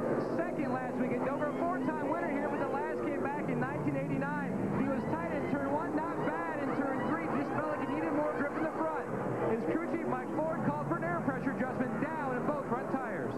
Craven, Jeff Burton, Michael Walter in and out. Sterling Marlin is in, and Robbie Gordon. I'll tell you one thing, that 88 whooped the pit stop on them. About a 14.7 there. When you're hot, you're hot. They're out front leading the race and looking good. And I'll tell you what else he did, Darrell. He really came on the pit road, too. He got advantage of everything till he got to that line where he had to start running 55 miles an hour. Yeah, you can come off of turn 3 down here just like you're racing and drive to the, you get such a great entrance into pit road here that you can really run hard right to the line. Todd Bodine in and out with 4 tires. As we cycle through green flag pit stops, our leader is Mark Martin. He is about the last one to come to pit road. Jimmy Spencer in the 41, Dale Earnhardt Jr. in the 8 car. He's been struggling going backwards there on pit road. Yeah, he was up there pretty good to get on the early get-go when the race started, but boy, he's backed up big time. But Earnhardt Jr. had what Matt called the combo pack, push and loose, as Jimmy Spencer's crew completes his stop. Matt, what are they going to do to correct Earnhardt Jr.'s problem? Well, Mike, they've got a wedge wrench in the back window. Going to make a chassis adjustment on Dale Earnhardt Jr.'s car as Tony Eury Jr. comes around to the left side. Gets the lugs on the left front, and he's out of the way. And, Matt, he must be tight because they put a round in the right rear, taking some wedge out of that car. Our leader, Mark Martin, in the 6th, he's on pit road. What you do is when the driver says, I'm pushing and loose, you fix the push first because he's pushing the car loose. As we saw, they took wedge out. Mark Martin, who won at Charlotte, who was a contender, led 77 laps at Dover, is in front of Matt. And Mikey still has that $1 million car. He brought it here to Pocono hoping for another victory. He was loose. Crew chief Ben Leslie called to pull a spring rubber out of the right rear. We'll look on the ground as the car leaves. Yes, the spring rubber is kicked up by Martin as he drops the clutch and peels away. They did pull the rubber out of the right rear. Darrell, I don't think there's a bigger fire in the belly of any driver in that garage than Burns and Mark Martin to win.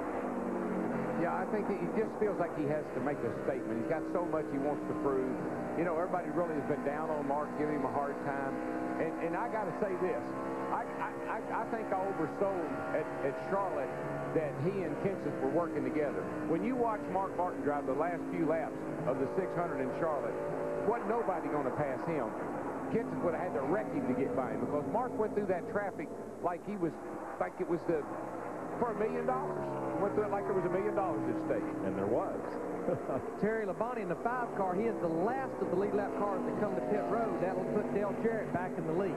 Bobby Labonte in 18 cars on pit road as well. Dick Bergman. Well, it seems like every time Ryan Newman gets in a position to win a race, something happens to his engine, his car, something goes wrong. It's been blown engines today. Here it is, the fuel pump that was on Ryan Newman's car, the culprit. They have changed it. He is back out on the speedway. Mike?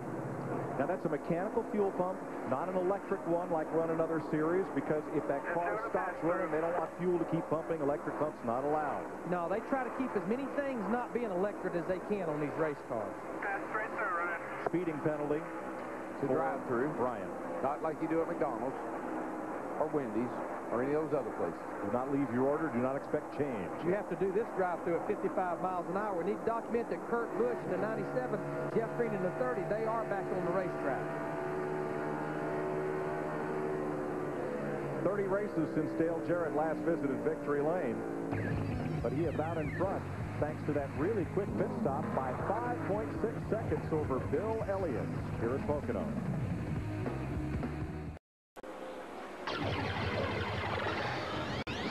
Welcome back to the Pocono 500 on Fox, presented by Subway.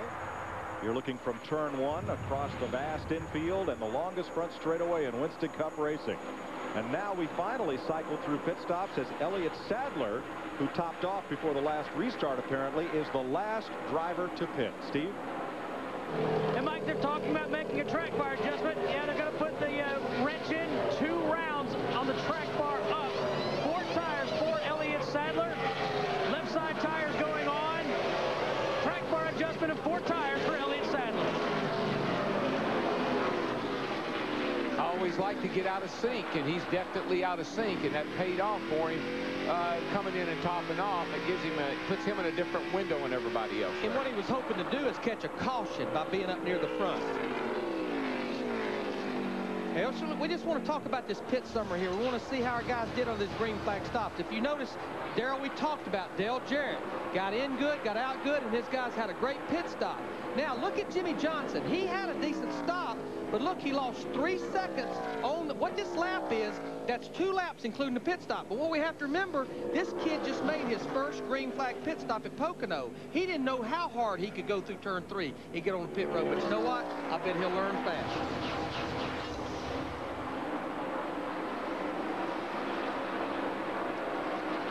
This right front just feels real soft. Just trying to baby it. I don't want to hurt a tire. 4, you're doing the right thing. 10-4.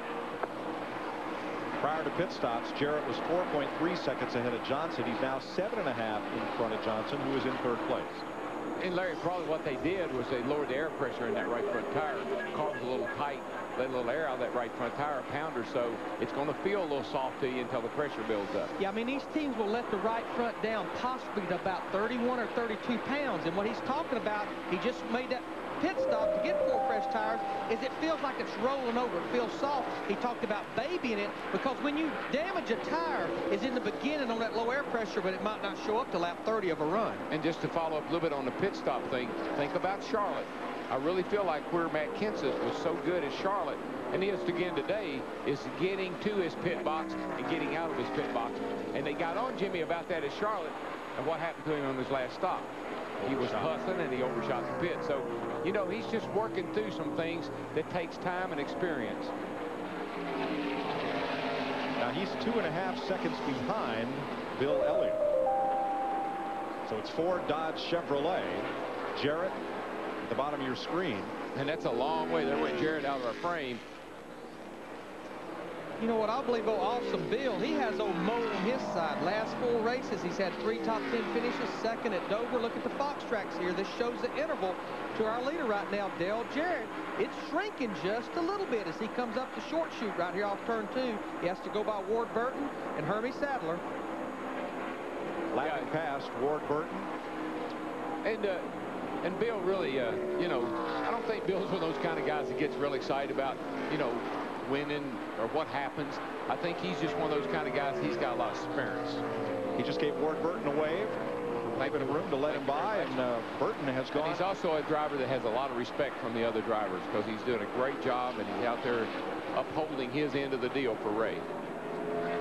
You know, Ward Burton's struggling. Steve Burns, what's going on with that 22 car?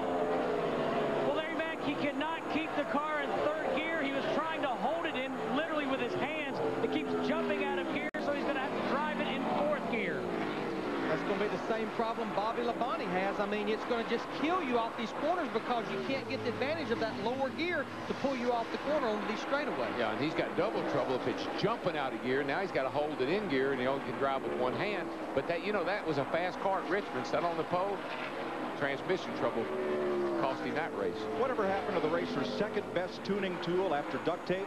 The bungee cord. Oh yeah, everybody. We used to always have a bungee cord in the car just for that kind of a situation. But the reason it'd be hard to use that here is because you're trying to go between third and fourth. Where that works is on an oval where you get the fourth gear and you leave it in fourth gear. But the real fear with that thing jumping out of gear is jumping out of gear and turning the motor about 10,000 RPMs. Or turning the car around, as happened to Joe Nemechek when it jumped out of gear. Johnny Benson and Mike Skinner coming off the corner. I think these cats, they were about 3 or 4 wide when they come across. They come across the short chute there. A long way down the straightaway. Look at our Fox track. It'll show you where they're at right there. There you see them getting together about halfway down the straightaway right there. Again, you don't want to be beating and banging on each other. No, and that's just a situation there where he whooped out behind that other car, and the momentum carried him into the car beside of him. Kevin Harvick in trouble. Now, you see that thing hanging down on the back of the car back there? That's a rear sway bar. Well, we're off of it. Steve, what's the matter?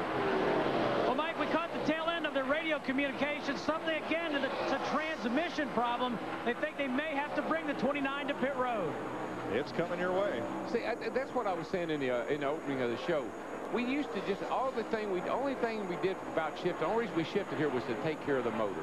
These guys have gotten carried away. They're shifting everywhere. And I just don't think these cars are made to do that. These transmissions are certainly able to do that, but I just don't think we need to be doing that. And a lot like engine guys, transmission guys, they get a little aggressive with parts sometimes trying to make those things lighter, because if they're lighter, they're going to run faster. Kevin Harvick has just made a left turn into the garage. 82 laps, just past 200 miles here at Pocono. Is out. Do we call it 85 or 86? Caution is out for a crash in turn 1. Ryan Newman has backed it into the wall after contact. Now, Newman was already 10 laps down for the fuel pump change, and things have not gone any better since. There is Kurt Busch, who was involved with Newman. Busch has already been in the garage, had to do a little work himself. Yeah, he was 19 laps down. This is going off into turn 1 right there. You see Ryan Newman on the low side of Kurt Busch in the 97. Oh, he just slides up into it. Kind of run out of room. Boy, Mike Skinner in the 4 car, he's just barely going to slide by.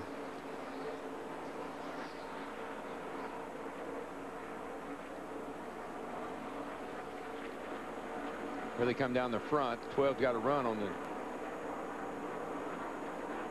97, and he just turned it down in there and trying to stay off the 97, brought the back end around. Yeah, just it got him real loose as he got down in the middle of the corner. You're downshifting, you're on the brakes right there. It's real easy for that to happen. And that view probably showed well the effect of the funnel here from that 6 wide front straightaway going down to turn 1. Kurt Busch's car is a mess. Newman has gone to the garage.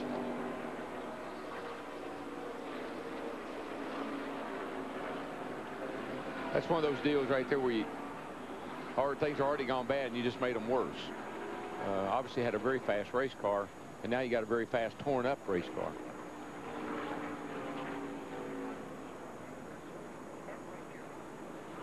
It's a lot of damage to the rear of that car. Side damage, nothing major there. Dale Jarrett led them around to the caution flag. Jarrett has now led 25 laps.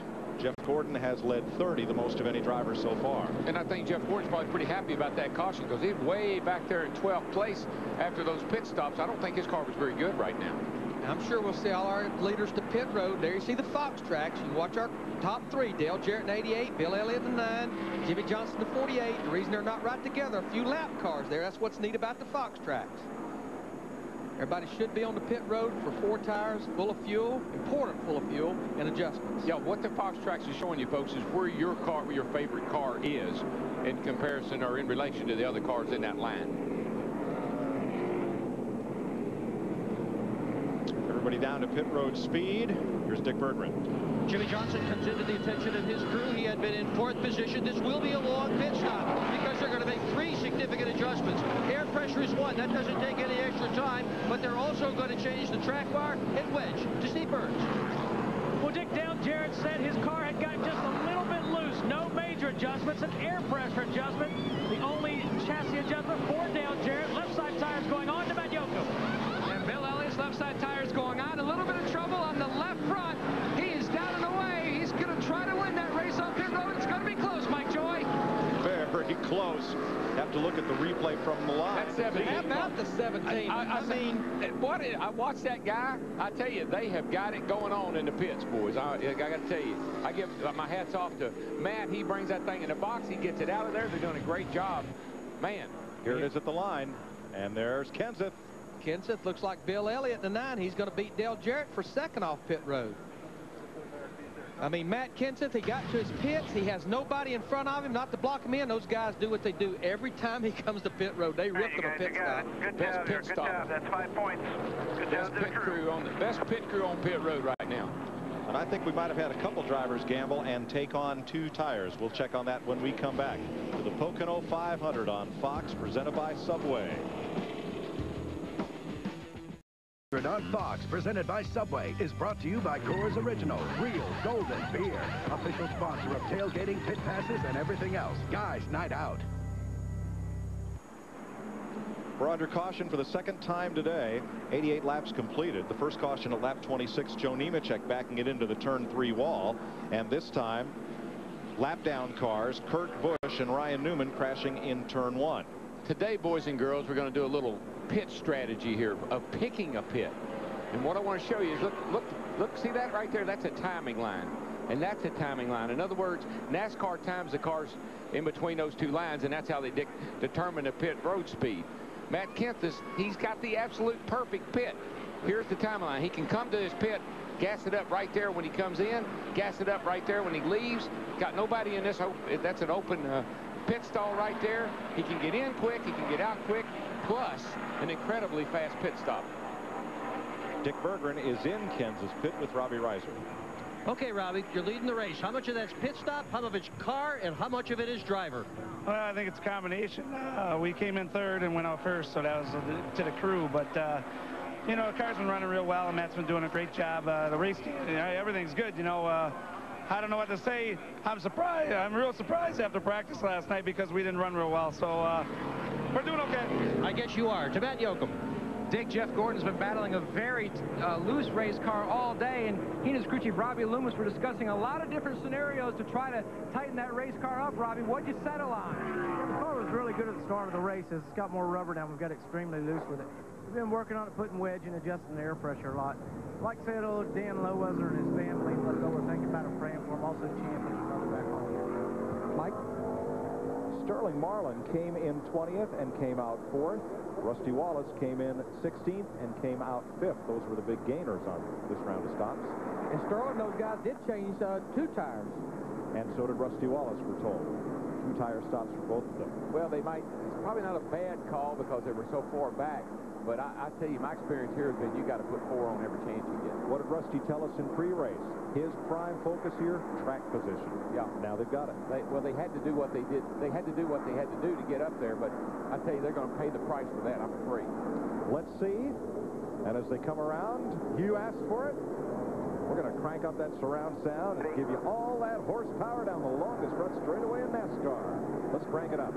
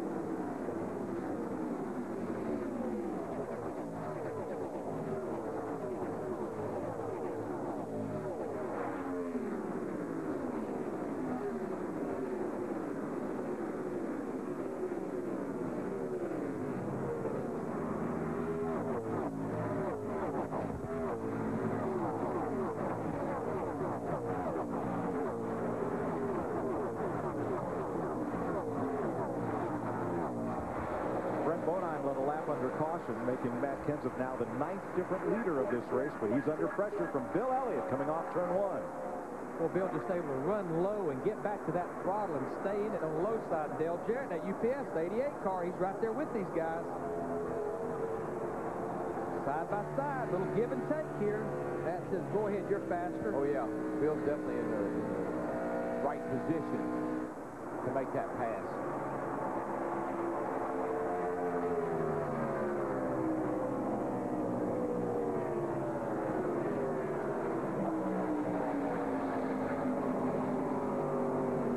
Bill Elliott with 2 top 5s in the last 4 races. 4th at Richmond and runner-up last week at Dover, and who knows if that race had been 5 laps longer. Yeah, you know, you had a good feeling about Bill coming here. After his run at Dover, he ran well at Charlotte. Just had a good feeling about him coming here because this is the kind of race that a driver like Bill Elliott can win.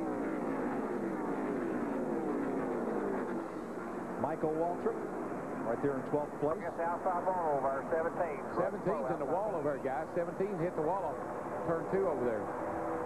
Broken tranny, guys. There's another center unit.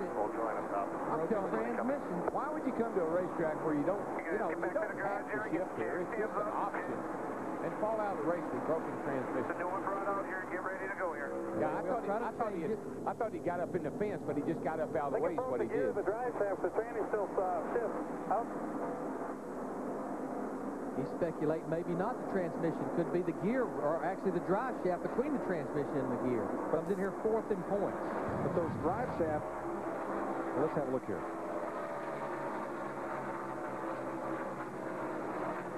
Be right in the area where you make the downshift to 3rd gear. Yeah, it's coming up off of 2 over there. And isn't that a part of the drive line that takes a lot of abuse from shifting, as does the transmission? Oh, yeah. When you hammer that thing up into 3rd gear going down into turn 1 there at over 200 miles an hour on new tires, you can puts a lot of strain on a lot of parts.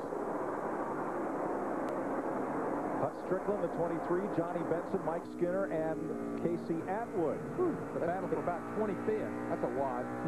Atwood's sponsor, Sirius Satellite Radio, going to put on a free concert next Saturday in the infield of Michigan. Because we're in Detroit, Mitch Ryder and the Detroit Wheels, and the Blues Brothers. Oh, boy. Can't wait.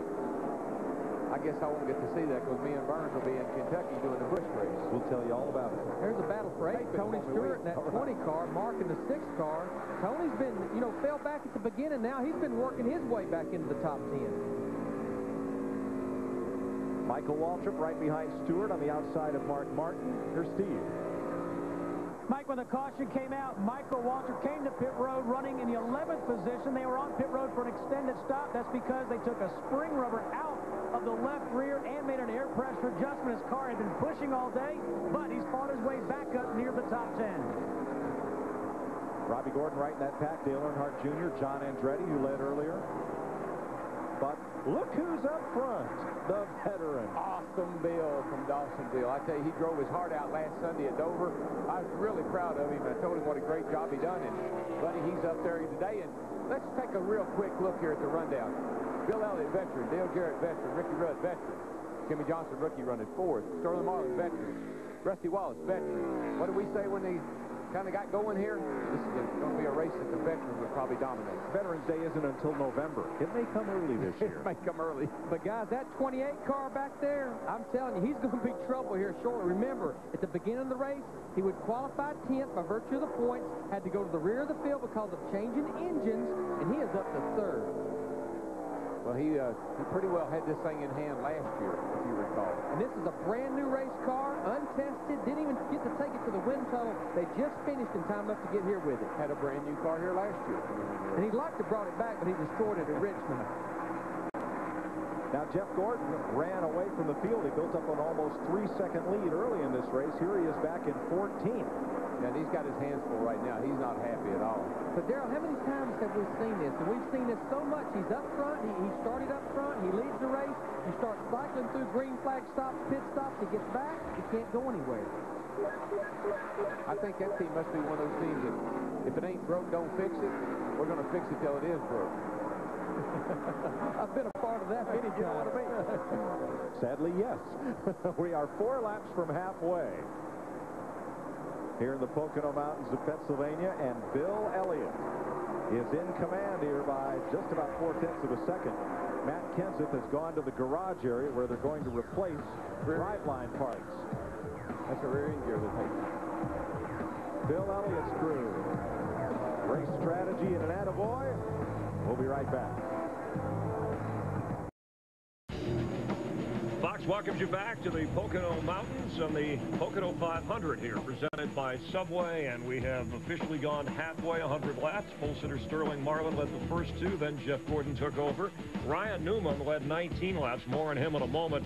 Dale Jarrett, who is now running second behind Bill Elliott, the current leader. Bill Elliott, Dale Jarrett, and Ricky Rudd making up the top 3. If we can, we had mentioned that Ryan Newman was leading earlier. He came back into the race, and then Jeff Hammond took out Kurt Busch. And if we go back to last week at Dover, Delaware, Steve Park was frustrated by Newman as well. Yeah, they got into turn number 2 right there, and Newman tried to go under Park, and they got together, lost the front end. They got together, and it wrecked both cars, and then just a little while ago, almost the same situation again. Ryan Newman got down underneath Kurt Busch. This time he took out Busch and himself. Very frustrating for a lot of drivers to have this happen 2 weeks in a row. And I recall now Ryan Newman, as you see him live, getting back on to the track and back out. And I recall Park saying, hey, some of these young guns could take a cue from some of the veterans on how to drive patiently and carefully. And as you know, we mentioned the leaders, Bill Elliott, 46, Dale Jarrett in his 40s, Ricky Rudd, that's the top 3. Do you echo Park's feelings, even though we've seen a guy like Jimmy Johnson, a rookie, drive like a veteran? Yeah, I think what you're seeing today is, once again, Newman knew he had a fast car, had a mechanical problem, probably had a lot of frustration. He wanted to get back out there and race as hard as he could, but in turn, not using good common sense, he wrecked 2 race cars that didn't need to happen. All right, let's check on Matt Kenseth, and Dick Berggren is standing by with what's wrong, Dick? Well, actually, I'm kind of kneeling by with what's wrong. If they really didn't know what it was, they pulled the axle. They thought possibly it was a drive shaft. They decided it's a transmission. So we've got 4 mechanics under the car, and Kenseth himself has asked for one of every size of wrench, and he is in the process of undoing the shifting leakage on top. So we've got 4 on the bottom, 1 on the top. They're trying to change this transmission. What a disappointment. He looked like a winner of the race until that transmission failed.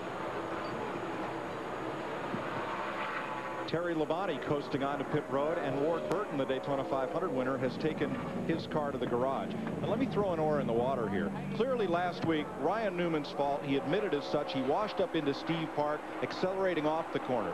But here, Darrell, he was trying to cut down to avoid Kurt Busch turning down into him. In this case, I think there's plenty of blame to be spread around. Yeah, you know, it's just, you got to look at some of these things, and they truly are just racing deals. 2 guys going off in the corner, you know, one gets under the other one breaks loose, they slide up into each other. I can't really point a finger or a lot of blame at any one guy in that situation. Kurt's already been in trouble. He's been in the garage working on his car. Ryan's been in trouble. He's been in the garage working on his car. That shouldn't have happened, but to me, it was just a racing deal. Terry Labonte there, as you talked about, Mike, there on pit road with the hood up. I don't think he was even under power when he came on the pit road. We need to also document that Kurt Busch and Kevin Harvick, they have loaded their cars, and there you see the crew. That's not a good sign when you lower the hood and start pushing backwards. That means you're headed to the garage. You're probably done for the day. But Kurt Busch and Kevin Harvick, they are out for the day as well. Just had the 48 car, just got by the 28 car, Larry, over there going over the tunnel, and moved 48 up to 3rd place. Having a pretty steady run right here, this kid is. Started on the front row, stayed in the first 2 or 3 here through the first half of the race. He gets a run down the back here. He gets a great run, closing. Looks like Ricky knew he was there, and Ricky said, you got the line, go ahead.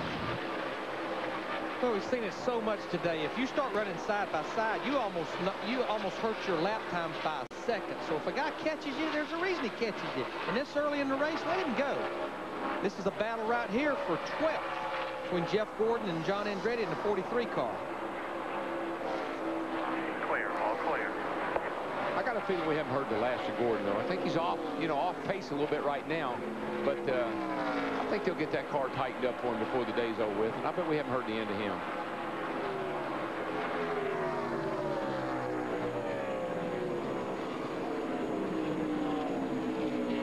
You know, I want to talk about Sterling Marlin. Remember that strategy a while ago? ago, they decided to change 2 right side tires. Also, remember, he had been loose. And, Darrell, you know as well as I do, sometimes when you put just right side tires on, that in itself will tighten a race car up, and he's holding in 5th position, so I didn't think he would stay there. No, I didn't either, but the thing that always bothers me, Larry, is what's he going to do now when he has to come to the pits for a green flag stop? He's got to take 4. That's okay right now because you got to fill up with fuel anyway. You're going to be sitting there that long. But if that kind of strategy can bite you at the end of the day. It can be a gamble, absolutely. But you know, under green flag stops, 35, 40 laps, everybody will take 4 tires. Yeah. Now, the other car that took on just 2 tires was Rusty Wallace. And here's Rusty running in 9th place, about 11 seconds behind the leader, drifting back just a little bit. Yeah, just a little bit, but, you know, on further review, good call by both teams to do what they did. They passed a lot of cars on pit road. We mentioned Ward Burton had gone to the garage. Here's Dick. And Ward is indeed sitting with the car up on jack stands. Transmission, Ward. Yeah, the transmission went out 3rd gear early. Start the race, we were fighting a little bit of a loose condition and felt like we could get it corrected and salvage the finish for it, but his mechanical problems are killing us. Guys are working hard, and I'm working hard. We're just right now not getting it done, but certainly not giving up.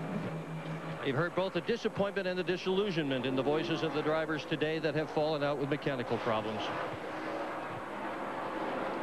And the question that we can't answer but can certainly speculate is, are some of these drivers and teams beating themselves trying to beat the racetrack? Bill Elliott is out front at 106 laps. That Fox welcomes you back to the Pocono Resort area. 90 laps to go, and the Coca-Cola Racing family in today's race. Take a look at how well they're doing. Bill Elliott, your leader. Dale Jarrett second.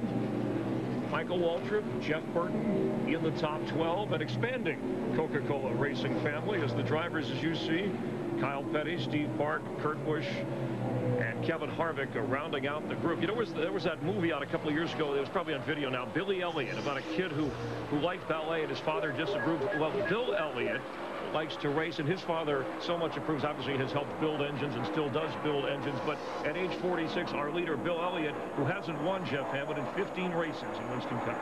He may not have won, but I tell you right now, he's really gotten on track as of late. Finished 9th in Charlotte, 2nd last week, leading here today. Ray Evernham and Bill Elliott have finally got their act together, and they're starting to show some really strong muscle. Now look ahead here with 89 laps to go at where you think the pit strategy, the way we've gone so far with just a couple of caution flags. Well, they got about 2 more stops they got to go through to be able to complete this race, and it's going to be real interesting right now to see how everything kind of plays out in the next little bit. But I expect them to come to pit road around lap 129 for one of those stops. It'll be interesting to see who makes what kind of adjustments in. 5 cars officially out of the race, some others having some problems. Let's get a check on that with Dick Berger. Dick? And Terry Labonte is in the garage area talking with Ken Howes. What's going on? So many mechanical failures. They got the hood up on yours. Well, we dropped the valve, I guess. We got something went wrong in the engine there and lost a cylinder. Then it lost the rest of them. So I guess the valve was bouncing around in there and got all the cylinders. So we're done for the day. And so are a lot of other people. This garage is getting populated, Mike. Filling up fast to celebrate Tony the Tiger's birthday. Kellogg's is going to award a Spirit of Achievement Award to 10 kids who have overcome a personal challenge or helped others to do so. The grand prize winner gets a $10,000 scholarship and will appear on a box of Kellogg's Frosted Flakes with Tony. Only 6 days left to get your nomination in. There's the website and the toll-free number. And one of the things, just to follow up a little bit on the transmission deal, shifting here should be an option. You should set your car up to where if you want to run it in normal, in your high gear position, that car would run pretty good like that, and only shift when you need to. Depending on shifting to be fast around here is why these guys are having trouble. Yeah, I mean, Darrell, it wasn't that many years ago we were pulling 370, 375 rear-end gears here, but now getting up that short chute, 389, 391, you have to shift on this long straightaway. You'd be turning 9,400 at the end of this long straightaway. I think guys have gotten carried away. I just think they're just overdoing it. Back to 7th place, Mark Martin pulling down on Ricky Craven. Inside for the pass. And as you can see, most of the time, when a guy knows the guy closing is faster than he is, he moves up and lets him go. You can draft here very nicely. You can run down these long straightaways and get a real nice pull. Stay right with the guy in front that just made that pass. This is a super speedway. The slowest they go is 130-some miles an hour in the middle of turn 3, and they hit 200 miles an hour at the end of this straightaway. You can draft just about anywhere here. That's right. Let's look at our Fox tracks. We got the miles per hour on our leader, Bill Elliott, right here. Start-finish line about 175 miles an hour, over 180, down into turn 1. This is well into a run as well. 192 miles an hour. And this is well into a run. Fresher tires, it'll even be faster than that. Oh, yeah, he'd be right at that 200 mark. In the last 6 seasons, Bill Elliott's had only one top 5 finish here. 4th place last July. Looking to win today, and pit stops are coming up.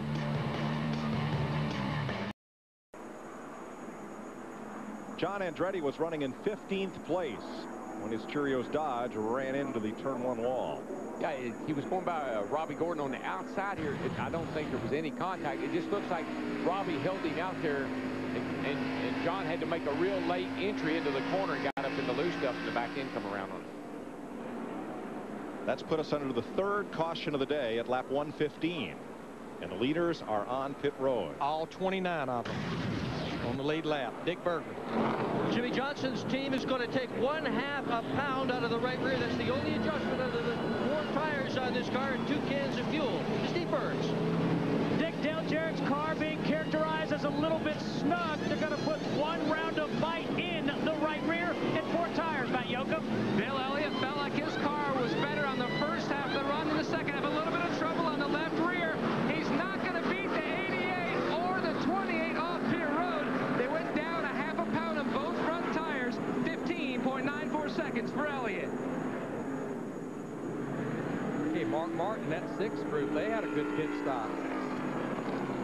Ricky Rudd, pretty good stop for him, too. Yes, it was. Yates won the 2nd. Yates boys are on it today. All of them are. Here it is. Race out. Dale Jarrett. There you see his teammate, Ricky Rudd. Here comes Awesome Bill in a 9. Have the young guns run out of bullets? There's Mark Martin. Oh, there's one. There's one. Jimmy Johnson, Sterling Marlin, who did get 4 tires that time. Bill Elliott led them to the caution flag. Dale Jarrett leads them off pit road. Good day for the over 40 crowd here at Pocono. Want to race the truck. People love the truck. Finishing up the 3rd caution period of the day, there's always a lot of hard work and sacrifice that goes on behind the scenes. We want to mention that with our Ford No Boundaries moment. Here's Steve Burns.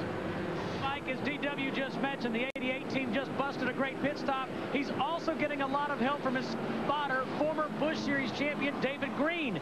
David was in Nashville this weekend qualifying the 59 car for Stacy Compton so Compton could qualify here in Pocono. He stayed for the race last night, flew back to Charlotte, North Carolina, arriving at 2:30 a.m., turned around, got back on another flight, a racing logistics flight, which brings crew members up at 4:30 a.m., all in time to help DJ Spot here at Pocono. Also up on the spotter stand, Mike Kalanoff is Matt Kenseth's spotter. His dad, longtime Northeast racing journalist Len Kalanoff, recovering from a heart attack this weekend, and our best wishes to him for a speedy recovery. Let's take a look at this caution flag pit stops. Now you look at Bill Elliott, who went from 1st to 3rd. Not a very good pit stop. Look at his pit road time. Remember, 55 miles an hour, but that also includes getting in and out of your box. But look at Dale Jarrett, he's 1st now. Look at his teammate, Ricky Rudd. Their road time, along with an awesome stop by Ricky Rudd's crew, that's the reason they're 1st and 2nd. The least amount of time spent on pit road. Need to document that about 4 or 5 cars came in and topped off. Jimmy Spencer, Kyle Petty, Brett Bodine, Steve Grissom, and Stacy Compton. Just taking advantage rear of the field. Nothing to lose by coming in, making sure that tank's full of fuel. The closest Winston Cup race to the major media markets of Philadelphia and New York. And they have packed this former spinach farm in Long Pond, Pennsylvania. What a crowd. That caution was not a good break for Steve Park. Just a few laps ago, he was on pit road with a flat right front tire, so he's now a lap down. keep an eye on Sterling Marlin on Fox Tracks. He will restart 6th as here they come for the restart. Green flag, completing lap 120. Pace car brought him to 65 miles an hour coming toward the start-finish line. Well, at about 130 miles an hour before he even gets to high gear at the start-finish line. And he's back there in traffic. He's not out there in clean air. Watch him going out into turn 1, 173 miles an hour, off the throttle. About 132 miles an hour down in the middle of the corner, off the throttle. And the 28's alongside of his teammate there. Ricky Rudd has not yet led today. Challenging for the lead, and I think he's pretty well got it. From last to first. Boy, that 28 car looks really good, Larry, and it's down. I mean, the nose of that baby is sealed off against the racetrack. For more on race leader and defending race champ Ricky Rudd, Dick Bergman. Just before the start of the race, Mike, Ricky Rudd and I were standing around his car, and we were just having some casual conversation. And, you know, Rudd has been outspoken about all the stuff that's been said about how these kids are dominating the series. And he looked at me and he said, you just tell all the announcers on the broadcast, wait until about the halfway point of this race, and then tell me about the youngsters. Well, you got veterans in the top 4 spots. I'd say Rudd called that one very well. And you know the fellow who's in 4th, Mark Martin, leading that big pack of cars right behind our 3 runaway leaders here. It was Mark who first started discussing the phenomenon of young drivers about a year and a half ago. These fellows who were getting into race cars at age 5. Here's one of them passing him right now, Jimmy Johnson.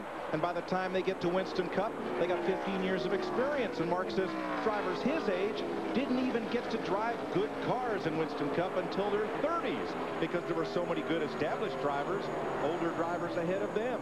Now these young drivers are getting into good stuff at age 20 or so. It's all different now. Yeah, I think what really opened Mark's eyes to the phenomenon is his son, Matt. You know, he's racing Matt in his little mini series that he runs down there in Florida, and developing Matt, bringing him along to be a Winston Cup driver as soon as he can. Well, I want you to look at this group of cars here from about 7th to about 12th, including that 20-car Home Depot car of Tony Stewart. He's getting better and better as this race goes on. He had fell back there in the beginning, but now he's up here running in the 8th position. 2 of the Earnhardt Inc. cars splitting. Jeff Burton, being Earnhardt Jr. and Michael Waltrip. Well, little brother's having a pretty good run today there, Larry. He's 10th, and car looks really good. He's been in the top 10 all day. I tell you, another car having a good run. That yellow number 77, Dave. Yeah, he started in 21st, and I'm telling you, if you'd have been in their garage this morning, I talked to Ryan Pemberton, his crew chief. They had the 4 springs laying out off the 4 shocks, and Ryan was rubbing his head. He said, I don't know what to do to it. But this is the same car that they led Fontana with, and Robert Presley finished 2nd at Chicago last year. Good race car. Good race car. Steve Burns. Well, Michael Waltrip is having a good run. On the last pit stop, they took 1 pound out of all 4 tires and made a wedge adjustment. He's been fighting a push. His spotter also telling him maybe to try running a higher line. When Steve letting a little bit of air out of all 4 tires, what that's doing, that's helping as this racetrack gets hotter, it's letting it get more grip. You're taking spring rate away from the whole race car. Gets down in the racetrack better. That's what happens to this joint here, though. The longer you run, the more you start slipping and sliding, particularly right there across that tunnel turn. Boy, Jeff Gordon, he is mired in a pack of traffic. We're watching from the Discover card for Todd Bodine, and Gordon has been working the inside against this pack, and boy, he's wiggling around there, Darrell. Boy, he is. That car just doesn't look very happy right now. He's going to make the pass because he had the good line there. Well, I don't know if he is or not, if he can pull up in front of the 30 car or not. Yeah, there he goes. Well, and Jeff Green in the 30 car, remember, he's 29 laps down after having the brake problem. I tell you, another car that was tore apart this morning, we're looking at Jeremy Mayfield's car right here. He's sitting back there in 18th position. 2 of his career wins is here at Pocono, and they had a lot of confidence about this race car because this is the same car that Casey Atwood drove last year and had 2 good runs here, plus he ran 3rd at Homestead. So with Jeremy's talent here, they felt good about coming to Pocono, but they were struggling yesterday in practice. You saw there Mayfield just didn't get the drive off turn 1, and they were 3 wide coming up on the tunnel turn, and he wisely backed out of it rather than go in there 3 abreast. Larry, you ever run a rear sway bar here? Absolutely. The only thing, you know, the rear stabilizer bar that helps increase the rear spring rate, and it will help the car turn off the corner. The only thing I didn't like about it, or the driver didn't like, is how bumpy it is in turn 1. That would seem to upset the car sometimes. Yeah, well, I just heard that they unhooked the rear sway bar on that 24 car. That should tighten him up if he's fighting a loose condition. Yes, it should, but I think that's also the reason. See how his car, it's not taking the bumps right. We see it in every corner. It's like the right rear is going up and down, and that means the tire's not staying in contact, and that's because unhooking the rear sway bar took rear spring rate away from the race car. I didn't hear you say pogoing, did I? No, pogoing. Pogoing. Pogoing. Okay. That's a little bit like turkey walk. Riding with Elliott Sadler, Jeff Gordon just ahead of him. And Robbie Gordon just ahead of him.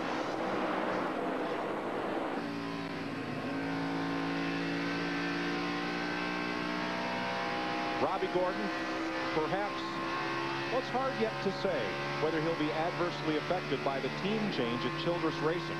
His crew chief, his whole team almost, even the cars now are different. This is the first week of that change, almost a complete swap with Kevin Harvick. And Gordon had begun to show a lot of good runs, and now everything's new for him. Yes, it has. And again, they did not swap all of the cars because, in fact, this particular car is the one that he won Loudon, New Hampshire with last November. We look at the battle here between Rusty Wallace and his ex-teammate, Jeremy Mayfield, in the 19th. This is a battle for 18th. Mayfield has the line, and now he's got the room. And he's got the run across the short chute. Ward Burton back on track after a while in the garage. You know, we talked about Casey Atwood, that 7 car. He had 2 good runs here last year, lost an engine, and he's up there battling with those guys as well. Riding with Atwood, and the 8 car, Dale Earnhardt Jr. trying to get himself back on track here. He's had an up and down day, and he's back up to 9th.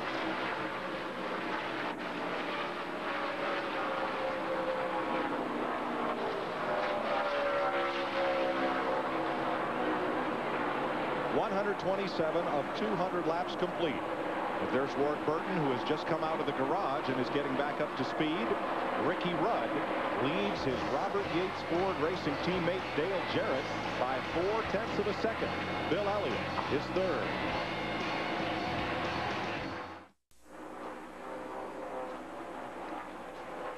.130 laps, 325 miles of 500 complete here at Pocono. 200 laps make up the distance. Ricky Rudd and Dale Jarrett tracking the field, and they stay about 1.4 seconds ahead of Bill Elliott. And you know, when we talk about week in and week out, we talk about horsepower and who makes the most steam under the hood, and we always talk about the 2 Yates cars. This is a place where horsepower, it is the king. Whoever's got the most power here, it usually shows up at Pocono because of these long straightaways, and you can use every bit of it. 3 long pulls per lap. And look at the wins that are represented among the top 5 drivers. 22 for Rudd, 28 for Jarrett, 41 for Elliott. Johnson's a rookie. 33 for Mark Martin. That's a lot of winning up there. That's a lot of spirits.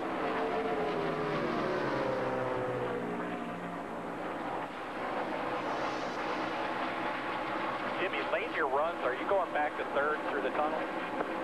Yeah, 10-4. I've been switching it up. Sometimes it works, sometimes it doesn't.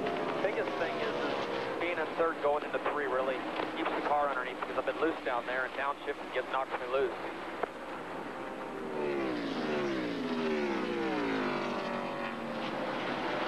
Well, what he's saying is when he has to make that shift, it changes the RPM of the engine, and it sounds like it's making the car get loose when he makes that shift. You hit these turns so fast and so hard, and you jam that thing in another gear, it'll actually make the back tires try to lock up, almost like they got too much rear brake, cause the car to jump out from under you. Matt Kenseth is back in the race. He came to Dover 2nd in points, left there 4th in the standings, and now he is 39 laps down in 38th place. might be to gain a few more before this one's over. Yeah, cut a tire down last week at Dover, and that just did his day in, and then a mechanical failure here, so he's backing up in a hurry. I tell you guys, one thing I will say about this racetrack today, 133 laps, our guys from the pits, they keep feeding us track temperature. It's really not changed that much. It started off 113 degrees. It's still at about 113 or 14 degrees. So really the track conditions staying pretty consistent so far. Yeah, it's actually, you know, it's not overcast, but it's certainly a lot of big white puffy clouds up there that kind of keep the sun from just beaming down on the racetrack. Ricky Craven looking for a run on Tony Stewart. This is for 7th place, about 8.5 seconds behind the leader. And Larry, I don't know if you found this to be true or not, but as you get on into the summer months and the tracks get hotter and the tracks get slicker, you've got to be able to change your setup to accommodate for that.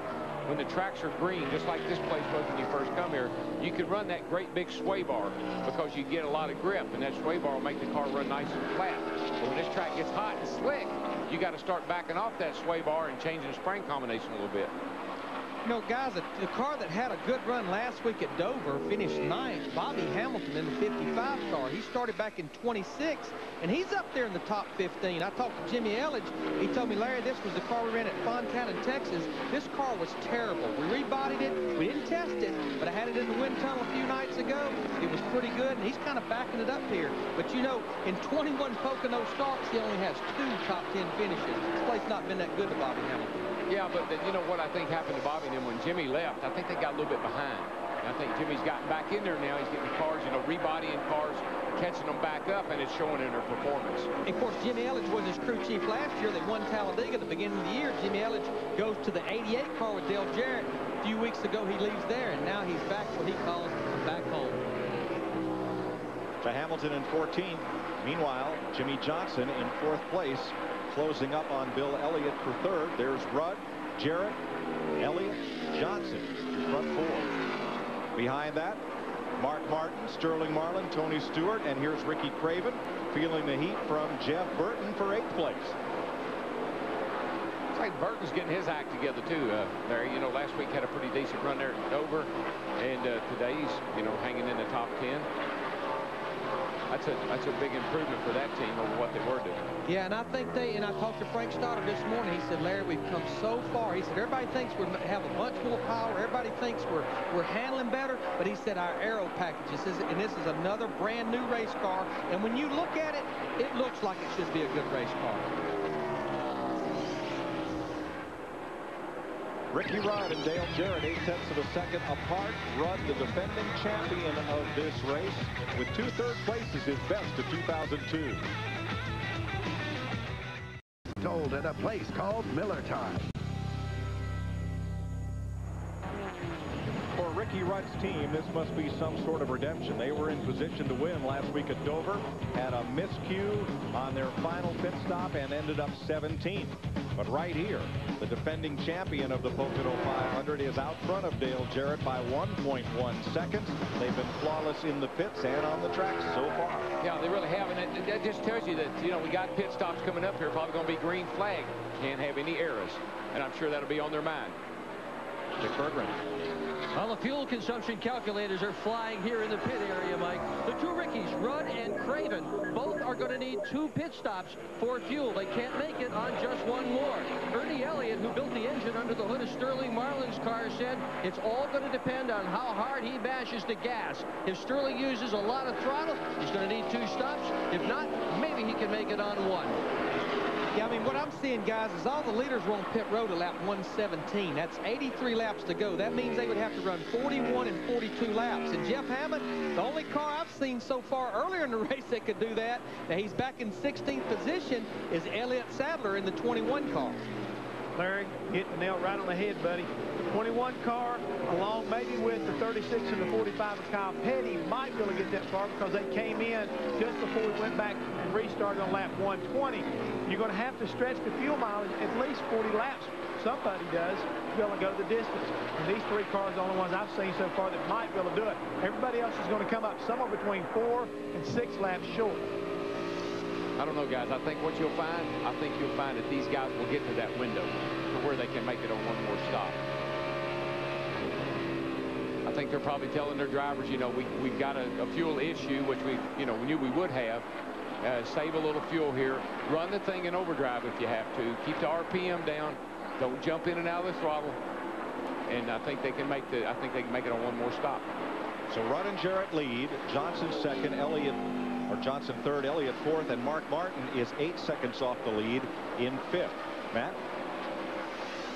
Well, Mike, Jack Roush, known as the gas fuel mileage miser. Ben Leslie, crew chief on the sixth. Can you guys make it on one more stop, Ben? How close are you going to be? Well, we don't really know. It's kind of going to be a gamble. We're trying to decide whether we want to take it or not. You know, the Viagra Ford has been running good all day. These guys have done a great job in the pits for us. Everything Mark's done a whale of a job driving for us.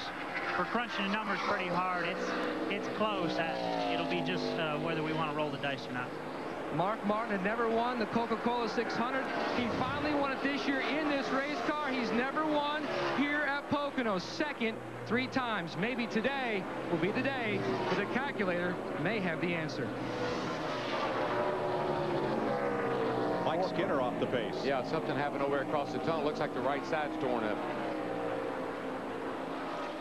You know, the thing about looking at Mark Martin there, the 6 car just a second ago, and see Mike Skinner trying to get the pit road, is the fact other than Elliott Sadler, he ran the furthest of anybody in the earlier green flag run. And just remember, Elliott Sadler in the 21, Mark Martin the 6, both used Roush engines.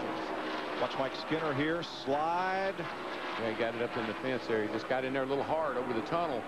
Lost the back end, slapped it up against the fence. It's pretty hard lick. He makes it to pit road, though. A lot of damage on that right side. I'd say possibly like Kurt Busch, bent trailing arms, bent rear end housing. He's going to go straight to the garage area.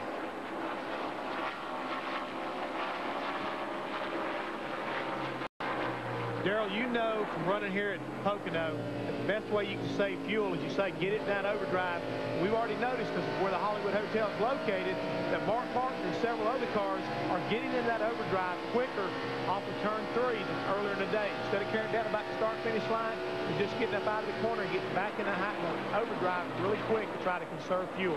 Yeah, that's what you do, Jeff. I mean, and it doesn't hurt your lap times at all. You come off turn 3 down there, and as soon as you get up on the straightaway, instead of running all the way down to the start line, you just pull her back into the overdrive.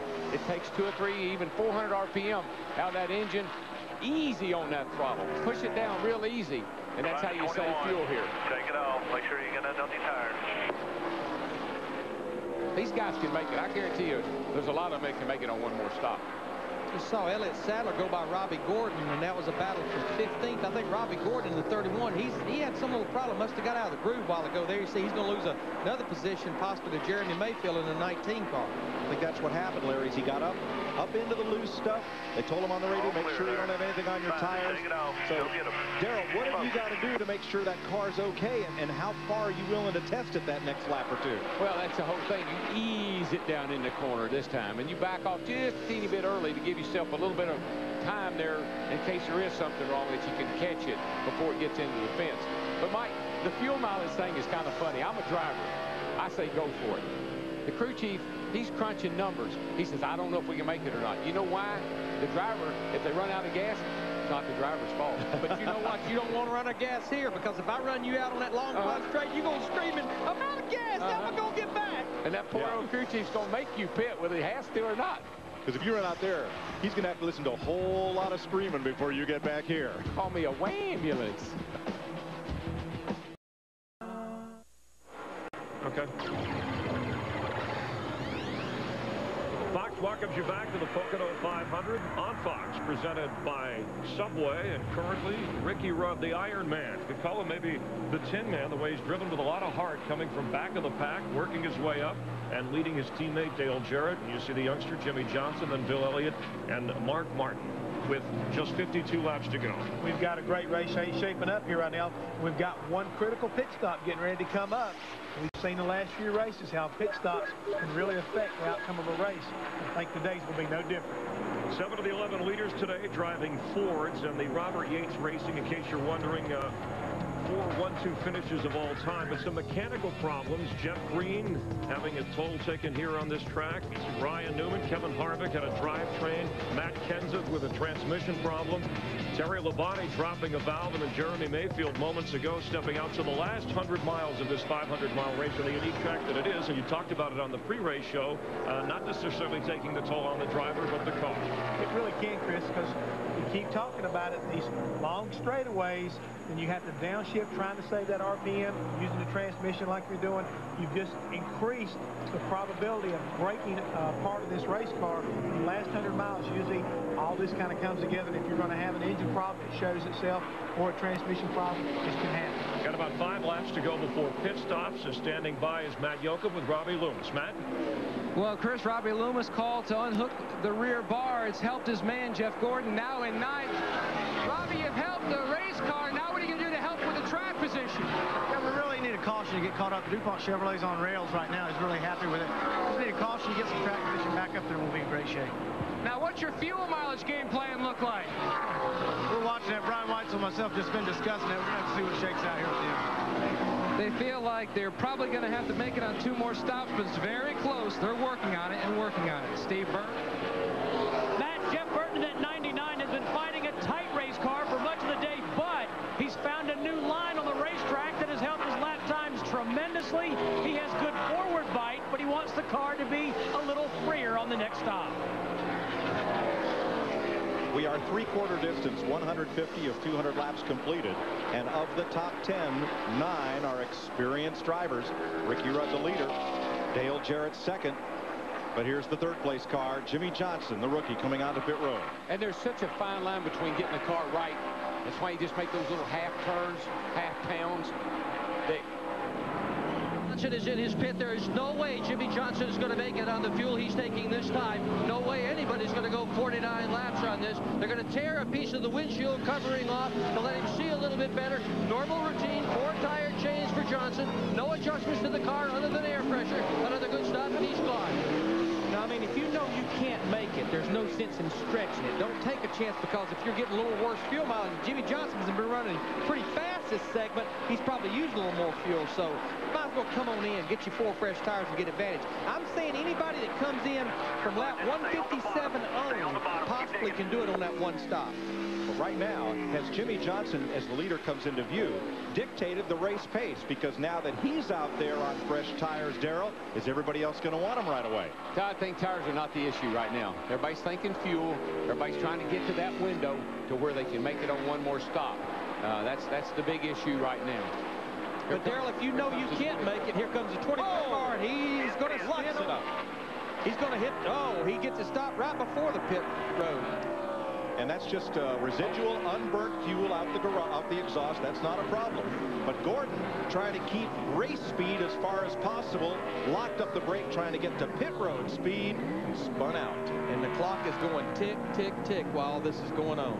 Now, will he stop, or will he drive through to stay on the lead lap? Oh, no, he's got to stop. He's already committed. He was there for fuel, so we know he can't run any further. There's no sense in it. Casey Atwood in the 7 car, he's on pit road as well. This pit road is such a pit road that you come off turn 3 there, and you can race yourself right to the end of the pit lane. But as you saw, you can also get in big trouble, too. Just watch what we're talking about. Here he comes, carrying a lot of speed. See the rear tires? He locked up the rear brakes. Trying to get down to that 55 miles an hour. Exactly. Dale Jarrett's in, 2nd place car. Steve. Mike, they had a great pit stop last time. Let's see if they can duplicate that feat. No chassis adjustments to the 88 of Dale Jarrett. Jackman John Bryan slams the jack underneath the 88 on the left side. Left side tires going on the 88 of Dale Jarrett. Well, the 24 car needed a caution, they said, for a track position. Now they need a caution just to get caught back up. Rusty Wallace is in. Remember, he took on 2 tires on the last caution flag stop. He'll get 4 here, so will Robbie Gordon. Here comes the 28, and he is hauling it. He's locked up trying to get to the end of pit road. Comes the 9. Dick Bergeron. Kevin Hall is going to carry front tires for Ricky Rudd. Bobby Burrell is going to change the fronts. Paul Volk is carrying the rear tires. Ray Holm is changing the 57-year-old Norman Cujoviso, the gas man. He is perhaps the most important of all. Packed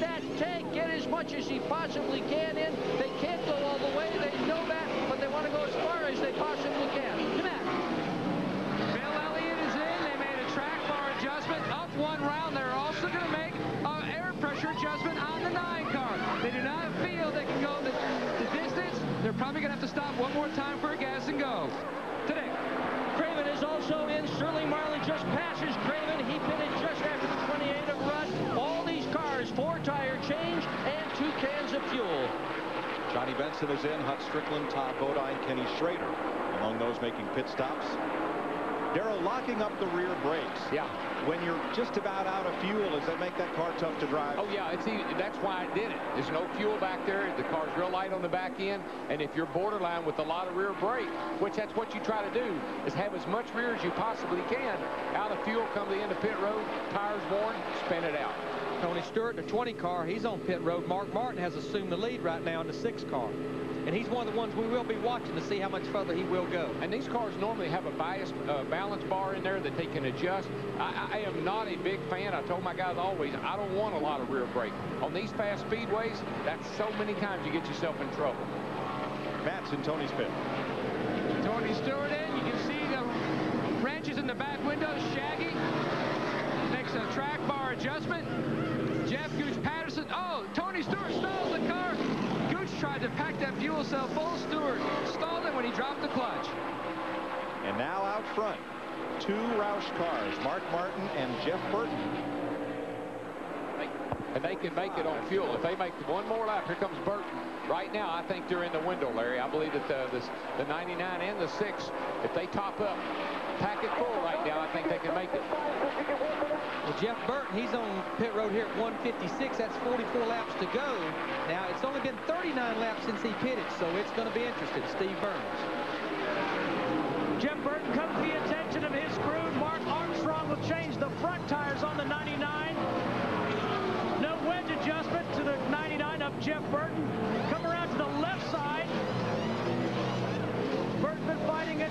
Push all day long in the 99. Left side tires on. Burton is away.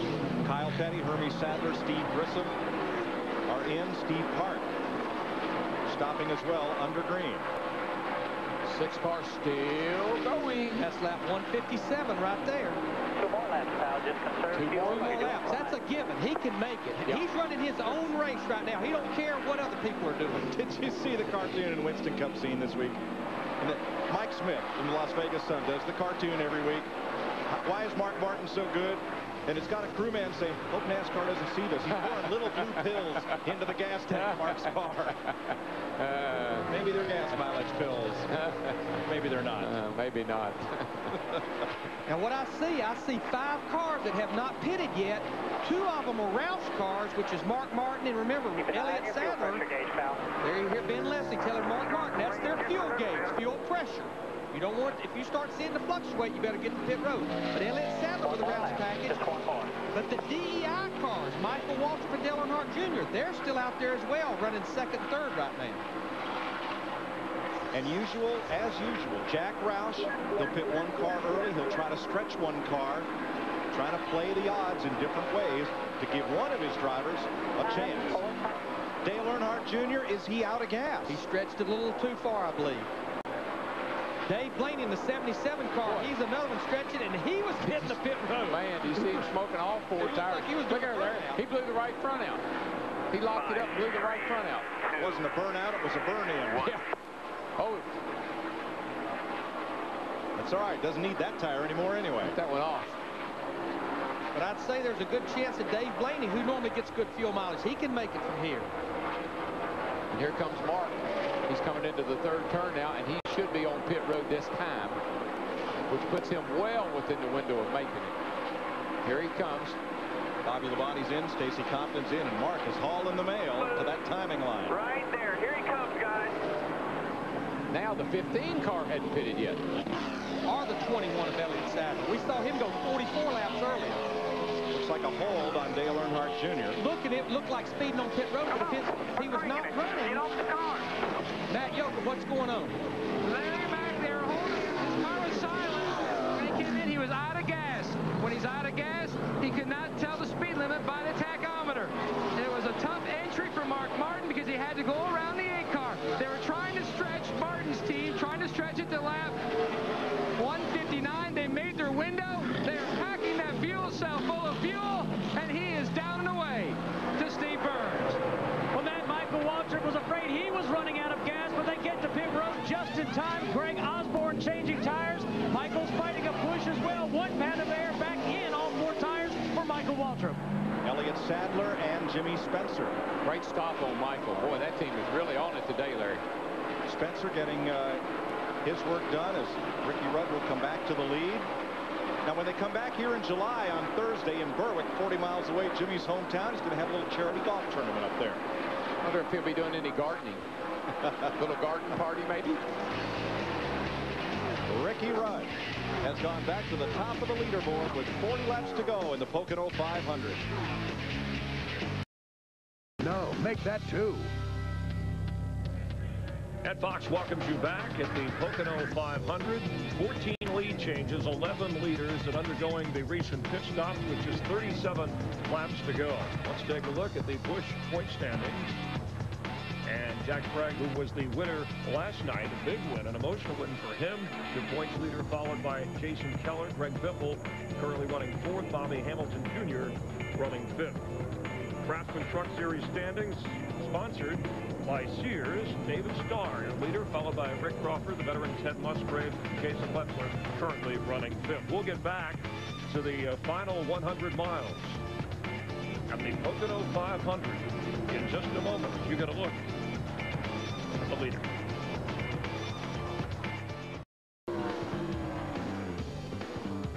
With under 100 miles to race, we are on record pace here at Pocono. Alan Kulwicki in 92 set the record, 144 miles an hour, and that may hold up as caution flies for the 4th time today. Debris on the racetrack in turn 3.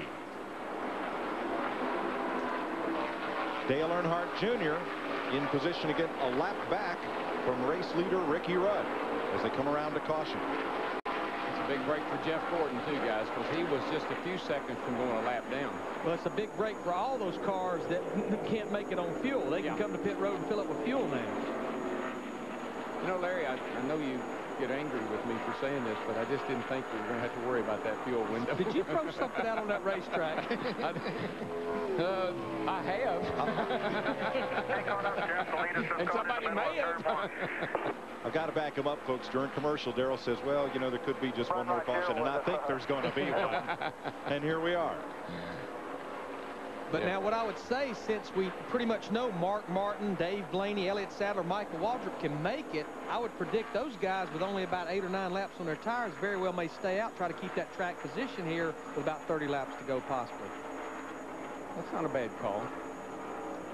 You could talk me into that. Talk you into not getting tired? A first. I'd be asking now, how many laps you say have I run? You know, quickly, we do need to talk about Jeremy Mayfield. 2 of his 3 wins here. He retired right before this mad dash of pit stops with engine failure with his 19 car. Oh, before pit stops, I got a great one for you. Guess what else we haven't done today?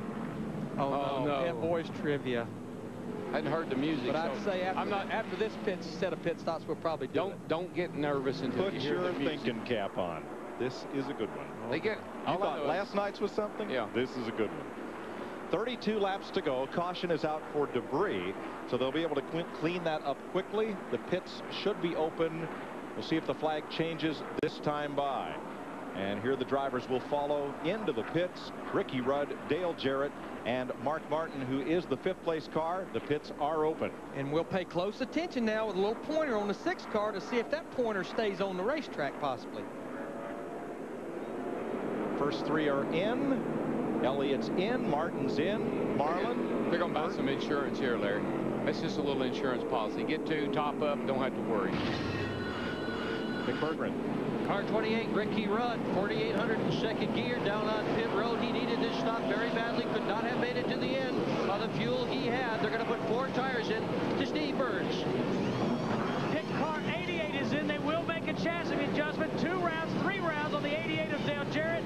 Right side tires on, left side tires going on. Let's go to Matt Yoakum. And Dale Jarrett, the 6th car of Mark Martin will take on 4 tires as 99. The 88, the 28 are all going to beat the 6th car out. Well, I do know that Rusty took 2 tires. I watched him. I believe Sterling took 2 tires. And Jeff Burton beats them all off pit road. pretty much know it. Best I could tell, Darrell, Mike, all of the leaders came to pit road. They at least took the fuel and at least 2 tires, so we know everybody can make it from here. Well, already we're wrong. It's the Radio Shack trivia. When we come back, what driver won the Winston Cup but didn't win a race until furthest into the season?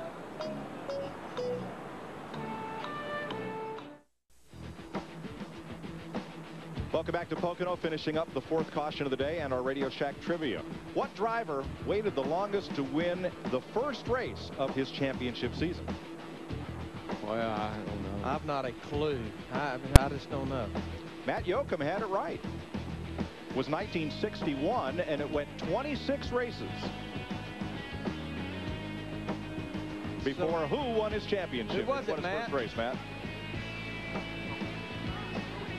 Matt's getting info, so we'll tell you. Well, Ned Jarrett. Here's the thing, though. I think we ought to at least keep it in the modern era. Well, because I was still in high school in 19. And I was only 2. Let's go to page 2 then. Here are the other drivers who took a while to win that first race in their championship season. Benny Parsons didn't win until July. That would have been my guess. Neither did Herb Thomas, Joe Weatherly, Bobby Isaac. 14 races before he went to victory lane in his championship season, 1970. Let's go to something a little more current, Larry. Yeah, let's talk about what went on pit road now. Let's look at our pit stop efficiency graphic. If you look at Bill Elliott, real loser right there. 4th to 12th, long pit stop, long road time. Darrell, you and I were talking. It almost makes you believe they made a major adjustment on that race car. Ricky Rudd, he went from 1st to 4th, but what's a little bit deceiving, decent pit stop, different road time. The reason he went from 1st to 4th, we have Jeff Burton in the 99 that did gas only. We have Sterling Marlin, Tony Stewart, Rusty Wallace, those guys that did 2 tires only. And you know what I like about Sterling Marlin? We saw him take 2 tires earlier today. His car was pretty good. It was pretty darn good. Pretty good. Dave Blaney as well just took 2 tires in the 77 car. Ford, Dodge, Pontiac, Ford, Chevrolet. Ford, Chevy, the top 10. Dick Berggren. Well, Dave Blaney really didn't want to make that stop, Mike. He was one of the few people who could have gone all the way on the fuel that he had. Meanwhile, Ricky Rudd, his crew saved the best for last. The way they had it timed, 13.52. That's how long it took for 2 cans of gas and 4 tires. Wow. Well, that'll make up for that miscue last week. Now, Jeff Burton is our race leader. He was 7th before the caution came out, 20 seconds back of the lead. Now, he will take the restart green out front. This is when I want to see nothing in front of me, because I'm telling you what, when you got good track position here, you're sitting in the driver's seat, buddy. Look at our Fox track, 65 miles an hour, and he took the green flag, start-finish line, about like a while ago. We watched it about 130, 135 miles an hour down this long front straightaway. Because look what happened. Look at all those lap cars that got between Sterling and Tony Stewart and Ricky Rudd there. Those lap cars get in between them, and those front guys drive off. It's going to make it really tough on Rudd, Rusty Wallace, Michael Waltrip, Dale Jarrett, Mark Martin to try to get back to the front. There's Jarrett slicing to the inside in the middle of the Long Pond straight. Yeah, you got to go now. You can't hold back. And here's Rusty, same move. Rusty with just 2 tires, 2 right side tires. Steve Burns. Hey, Larry Mack, just want to make a correction on that last pit stop. Dale Jarrett, I said they made a wedge adjustment. They actually raised the track bar on the right side. Tells me just a little bit tight, Steve, so they wanted to raise that track bar 1 round equals a 1/4 inch and make that car turn through the middle and off the corner. Well, he was pretty good before they made that adjustment. That could be just what he needs to win this race. That and get through some of this heavy traffic. Ricky Rudd in 3rd, trying to get back to the front, but lapped cars, works around Johnny Benson. And you see the 99 car just driving away. Can't let him get too far away. Now, I mean, he just ran 56.97 because he has no one to fight him. Ricky Rudd, probably a little faster race car, 57.40 back in traffic. Rudd went way to the bottom and goes 3 wide on Benson and Labonte. And here's Mark Martin trying to make it happen. 3 wide of work till they get in that corner. Then they have to be 2 wide, just too narrow. Get up on that outside like that, and you just don't have the grip out there that you have down low. This is a battle for 7th. Again, both these cars we felt like was 2 cars that could have made it on fuel had it not been for that caution flag. And both cars are pretty good. I mean, Mark's got a car good enough to get up there and win the race. if he can get there. Now, last lap mark was 2.3 seconds off the lead. This time, he's 3.2 seconds off the lead. And traffic is hurting these fellas trying to get back to the front. Boy, it's helping Jeff Burton. Yeah, those lap cars in between the leader and these cars here trying to get through there, it's making it tough. Guys, just to tell you how being out front is good, Jeff Burton just ran the fastest lap of his race on lap 174, which is the lap we just run. He is scampering away. 55-25 out there in that clean air. And he's looking back, and he can barely see those guys back there, but he's loving every bit of it. But I think what he'd love to see is Sterling Marlin race Ricky Rudd for about another 15 laps or so and race him hard. Yeah, well, Rudd's got 4 tires, so he's going to be pretty hard to hold off. Sterling's going to have a hard time with 2 tires holding off those 4, I think. Rudd gets a run, looks to the inside. I think he's going to be able to make... No, he ducked back in. He couldn't quite get there. 25 laps to go. Oh, Sterling pushes up high. Rudd's going to get second.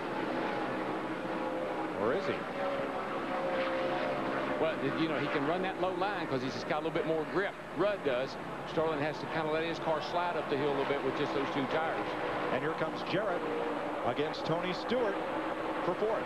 No contest. Jarrett has 4 tires. No contest. A lot of smoke under the hood there. Larry, would you have taken 2 tires with 30 laps to run? That's a long way to go. You know, again, we watch week after week. We watched it last week at Dover. We see it all the time. Track position win, but 30 laps here, Darrell, that's a long way, 2.5-mile racetrack. Well, it really is, and particularly this late in the race when the grip is at a premium. It'd be hard to give up those 4 tires. Like I said, though, you could talk me into it. Bill Elliott to the right side, to the inside. Elliott is stuck in 11th place, battling Dave Blaney. Nothing there. He's got Bobby Labonte, who's laps down, 2 laps down, to his outside. Yeah, that slow stop just really put Bill back in there where he's going to have a tough time working his way anywhere near the front. Just to give you an example, Ricky Rudd in clean air now, he ran a half a second quicker than Jeff Burton last lap. Yeah, I can visibly see him closing the gap down the back straightaway. All right, as we go to break, Jeff Burton has a 1-second lead on Ricky Rudd. 2 seconds on 4th place Dale Jarrett. We'll recheck that margin when we come back. And by Radio Shack, you've got questions, we've got answers. 21 laps to go at the Pocono Raceway, and Ricky Rudd, your leader. Moments ago, we had our 16th lead change. 12 different leaders as Ricky Rudd, the defending champion, Jeff Hammond, made his move on Jeff Burton. Yeah, I believe the 4 tires right now are starting to play out right. They put on the 28 cars. He's able to drive down underneath the 99 car of Burton and make his move and regain the lead one more time.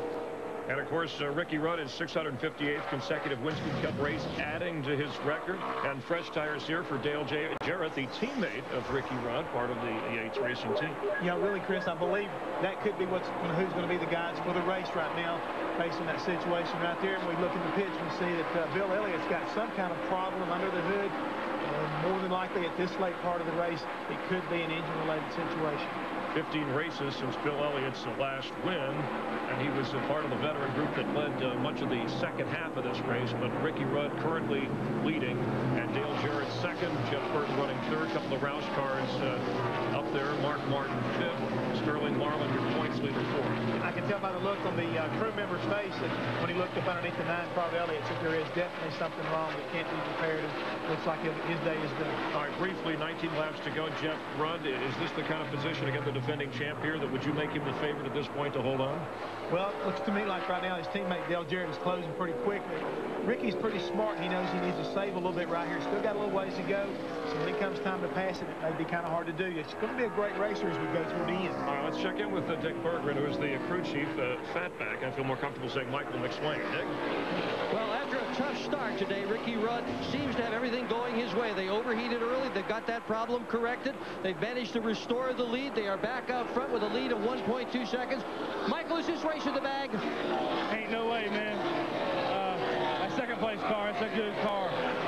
We really work together as a team on this whole deal. This one we got to beat, it's him. And the way our luck's been this year, nothing's in the bag. They hand me another trophy up there. Stick around. This one's not over. 2 cars are gaining on Ricky Rudd. Dale Jarrett and Mark Martin. When we went to break, it was a 1-second lead, but it was Jeff Burton over Ricky Rudd. When we came back, Ricky Rudd over Dale Jarrett, Jeff Burton, Sterling Marlin, and this man, Mark Martin, the Charlotte winner. Yeah, and I will say the last 2 laps, Dale Jarrett has been about a 1/10 and a half a lap quicker than his teammate Ricky Rudd. But guys, this is 2 weeks in a row that finally, it took 13 races, the 2 Robert Yates racing cars are up there running 1-2. Did it at Dover last week for several laps, and here they are again today in the closing lap. And don't forget, you get a little draft here, so Jarrett is getting some effect off of Ricky's car, and he's going to be able to chase him down, I believe. Yeah, just look at the interval, how much the interval's shrinking there in the right-hand corner. Jarrett's got a good race car, and then he's getting a little help down these straightaways with the draft, and he's going to get there. The question is, how do they decide? Let's go to Dale Jarrett's pit. Steve. Hey, with Todd Parrott, Todd, you guys have had a great race car all day. You put on 4 tires. Can you catch your teammate? He's been awfully good all day. You know, they had a great car as soon as they unloaded off the truck. They were really fast, and you know, had to change a motor, start the tail end of the field, and Ricky just drove that thing through the field. They've had a great car. We've got a great car. Track position's real important right now, and you know, they'll just do all they can do, and may the best man win. Good luck. Thanks. Bill Elliott's car being pushed to the garage, engine problems, terminal. So that's 2 of the Ray Evernham cars that has fell out of the race with engine problems. I got to give a call to my little brother, guys. He's up there in 8th place, and he's had a whale of a good day too here at Pocono. Jeff Gordon 9th. Rusty Wallace rounds the top 10. We've started the day talking about silly season. Ricky Rudd's contract expires as we have a look at Michael Waltrip, whose contract is also up the end of this year. Mark Martin making the move on Sterling Marlin, so we'll get back to that in a second. This is for 4th place. And again, remember, Mark has 4 tires. Sterling has 2 tires. It's really starting to take over here after about 15 laps on this run. But what you saw there was Sterling backing out the throttle just a teeny bit and letting Mark get by because he didn't want to race him off in the corner. Cost both of them a bunch of time. Now, Ricky Rudd has asked Robert Yates for a deadline of June 15th for him to decide on next year. Larry, if he had to decide today, I would say they may have signed the contract on the last pit stops. That may be one reason he fell back a few positions. Yeah. Driver happy, signed contract. 15 laps to go in the Pocono 500 on Fox, presented by Subway. Stick around for the finish. 12 laps to go in Pennsylvania, and we're going to have 2 good battles. This is the first of them for the lead. Dale Jarrett is picking up a 1/10 or 2/10 of a second every lap on leader Ricky Rudd. And back at 7th place, Jeff Gordon is doing the same on Tony Stewart for 7th. And 12 laps here is about 12 minutes. So Rudd's got to sit there for about 12 minutes and wonder if that 88's going to catch him. And I got bad news for him. He's going to catch him. I don't know if he's going to get by him or not. And the 24 car's been on a tear, too. Moments ago, Jeff Burton pulling up to get a little draft off Bobby Hamilton, who goes left as Burton was going left. And boy, what you have here, you have the 99 with no tires, the 40 with 2 tires, the 48 with 4 tires. And the reason Bobby Hamilton was so slow there, he went down a cylinder, started running on 7 cylinders a few laps ago into 55. Jeff Gordon has passed Tony Stewart. That's for 7th place. Gordon is pulling away. Gordon restarted in like 15th, 16th spot. Those 4 tires and the adjustments they made on that car, I mean, he has been on a tear. He could use another caution, Darrell. He's about 11 seconds behind our leader, Ricky Rudd, right now. He's got no chance of winning, but at this point anyway. But I'm sure he's kicking himself right now for what happened coming into the pits, because he's got a car capable of winning this race. Our 3-point leaders all in the top 7 positions. Sterling Marlin, who leads in the points, is 5th. Jimmy Johnson is 4th. Jeff Gordon is 7th. There won't be a lot of change in the point margins leaving here, though Matt Kenseth had problems, went behind the wall. He came in here 4th in points, and he'll lose some ground. And the Jeff Gordon that we've seen year in and year out here for the last several years, that was almost flawless, spun out leading the race at Bristol all by himself, comes in the pit lane today all by himself and spins out on pit road. So, you know, I think people have a right to question about, you know, what's going on with the 24 car. See Ricky Rudd doing that little bit of snake down the Long Pond straightaway there, trying to break the draft. Darrell, it's almost like 1 lap. Ricky runs a little quicker. 1 lap, Dale Jarrett in 88 runs a little quicker. You're looking at a Dale Jarrett's car. Now, Dale has 2 wins here. This right here, this is a battle for 12th between Ricky Craven in the 32 and Dale Earnhardt Jr. in the 8 car. Well, this track, you know, we talked about it early on. It's real hitting your mark sensitive. You got to hit your marks to get around all three of these turns just right. And if you miss it a little bit, the guy behind you closes. Man, I tell you, Jarrett really closed up that time. Robbie Gordon, the 31, he's trying to figure out which one of these guys going to make the pass. Neither one of them going to make the 3-wide here. Oh, boy. Toward the turn 3. But he drove it in so deep, he couldn't stay in it. And that's a Robbie Gordon that maybe a year ago or maybe even earlier this year would have forced the issue. But he really used good judgment there. He gave Ricky Craven a break. Going to help both of them. Robbie Gordon has really matured this season as a Winston Cup driver. He's always had a lot of talent.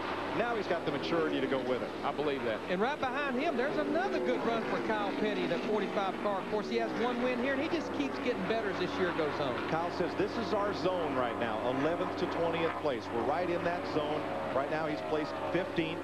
As Craven drops to the inside on Earnhardt Jr., Kyle is right there. Yeah, see, it's when you set goals like that and they're not unrealistic, then you leave a racetrack feeling good about what you've done. If you come here and say we're going to win the race and you haven't even been close, then you're going to go home very disappointed. Craven got the run on the inside getting into turn 2, but he just couldn't complete it. Dale Earnhardt Jr. kept the momentum, and right here looking out of Casey Atwood, he's there on the lead lap racing these guys. He's back here in 16th position. He had a good run at Dover last week. Yeah, and your buddy, Tony Furr has done a really good job of turning that program around. This is a 6-car battle for 12th place. You got Atwood there and Todd Bodine behind him. 2 by 2 and off into the corner. Jarrett seems to really...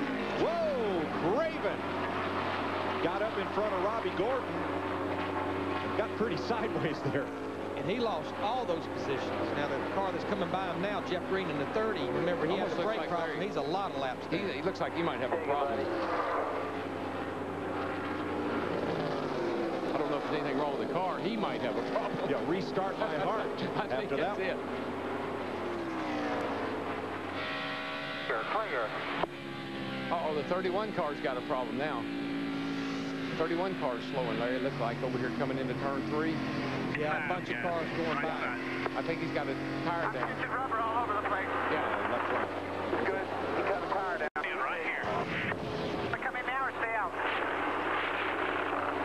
Woo, woo, Bud. You know, maybe Robbie Gordon has a tire problem from that bump right there with Ricky Craven. I think that's exactly what happened. Now they're going to the left side. Yeah, I think he cut down a left front, Larry, and it was the right front where the contact was. He fires out of the pits. Here comes the leader. Going to put him a lap down, Dick Burnout. Great burnout. Ricky Rudd is concerned about the possibility of a right rear going down, Mike. He just said right rear going down. This crew is on red alert down here. They're saying be careful. Yeah, he's got a problem. Definitely got a tire down. Definitely got something wrong. He lost a half a second there. You see Dale Jarrett, his teammate, right up behind him. Remember, it looked like he had the car to beat last week and had that left rear tire loose. He had his hand out the window there for a second. I'm not sure exactly if he was trying to motion Jarrett by or not. I think he's trying to tell him he thinks he has a problem. For the lead. Dale Jarrett edges in front of his teammate. That paper you see going out the window, that's that contract that we're talking about. The last pit stop. And right now, he's about 4 seconds ahead of third place Mark Martin. So I'm sure what Ricky Rudd's going to try to do is make sure he has a problem. You know, he'd rather try to sit out there and make sure and nurse it home to second than come to pit road and lose all those positions. And Fatback, he nailed it, didn't he, Fatback? You know, he said, I'm not going to celebrate until they hand me the trophy. There's definitely a problem on the 28, and if, you know, with 5 laps to go, I just don't see how he can nurse that thing home. Well, Darrell, of course, winning is the goal. That's the object of every driver here. But knowing you're in contention to win and you've got a car capable of winning, that's got to give a driver a lift. But gosh, 2 weeks in a row for Ricky Rudd. Victory within his grasp, and he's not going to get it. And I mean, just go a little further back to Richmond before the 2 weeks at Charlotte. I mean, it looked like he had that race won, and him and Rusty Wallace got together.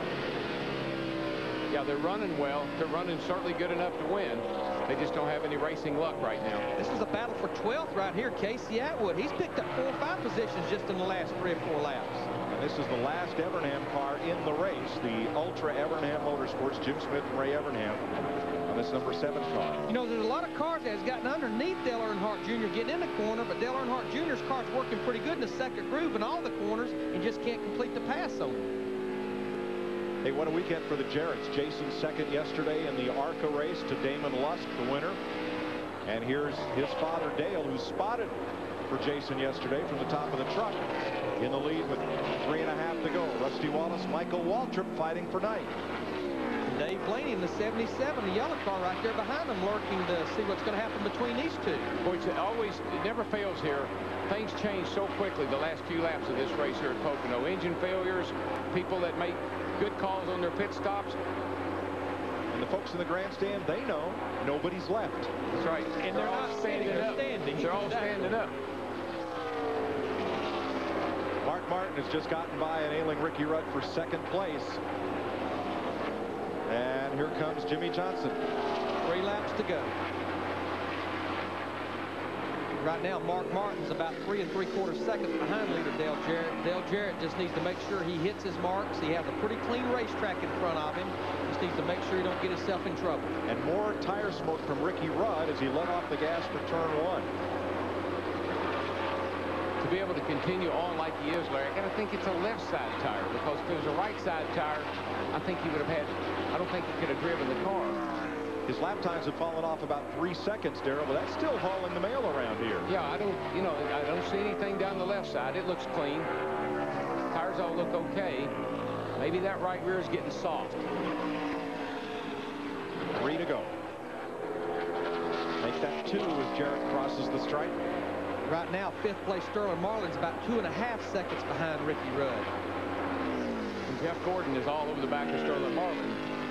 Gordon has really done a great job of marching himself back to the top 5. Yeah, he's going to get a top 5 finish out of this, Darrell, and he led the race early, led 30 laps, and then we counted him out. Yeah, no, that unhooking the rear bar, that was a good call on the Robbie's part, got him back in right there. There's the 28. It didn't make it. Yeah, he needed a caution, but he didn't intend on it being himself. There's what's left of the tire. They'll get the white flag this time by. We're still green, but I have to believe the caution will be thrown here. The car has stopped. Yeah, the caution and the white flag. So here's the race right here. Todd Bodine in the 26. Looks like his motor's expired. That's a Robert Yates engine. Caution flag and the white. Dale Jarrett eases off the gas, and he'll just have to come around one slow lap to win it here in Pocono. Mark Martin comes across the line in 2nd. Jimmy Johnson in 3rd. Sterling Marlin will beat Jeff Gordon back to the line for 4th. Jeff Gordon 5th. Still got to make it about 2 more miles, guys. Yeah, because there's a car going down the back straightaway that's putting out a lot of smoke.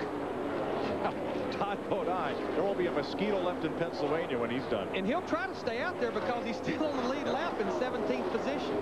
Look at the veterans celebrating. Dale Jarrett and Mark Martin with a 1-2 finish here. And they'll make this last mile. Absolute This truck delivers.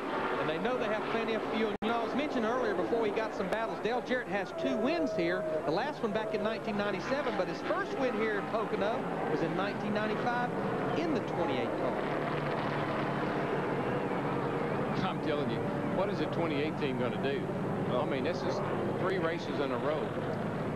One thing about it, the short chute over through turn 2, we won't have no problem with mosquitoes. There goes Rudd. He got his car fired back up, and he's going around with the car torn up.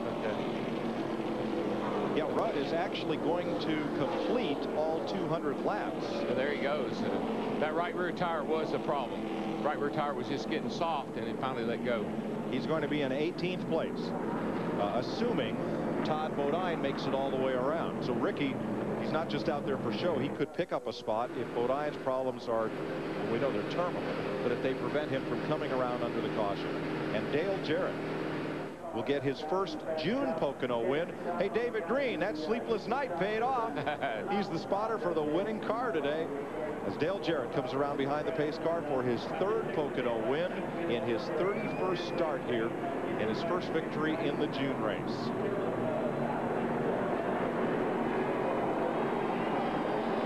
Dale Jarrett wins the Pocono 500. Mark Martin finishes 2nd.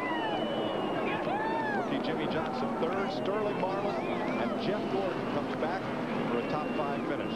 I would say that is one happy group. Waiting on the rest of the lead lap cars to see if Todd Bodine makes it around, and he does not. So Ricky Rudd, by firing that car and coming around, he actually picks up a spot and will finish 17th after being in the lead to win it with a handful of laps to go. And once again, it proves the old adage, it's never over till it's over. Don't leave that seat early. And we've got victory lane and lots more coming up. Welcome back to Pocono and our post-race show on Fox, brought to you by Subway, where Dale Jarrett has picked up his third Pocono win. Mark Martin, Jimmy Johnson, Sterling Marlin, Jeff Gordon, Jeff Burton, Tony Stewart, Michael Waltrip, Rusty Wallace, and Dave Blaney. That's our top 10 today. The first 18 cars credited with a lead lap finish.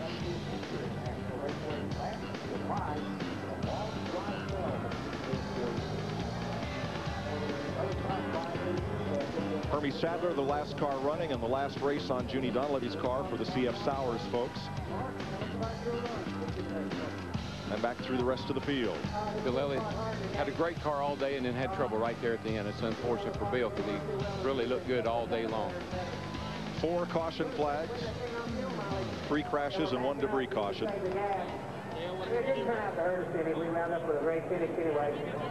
And it's the first Pocono win in the June race here for Dale Jarrett.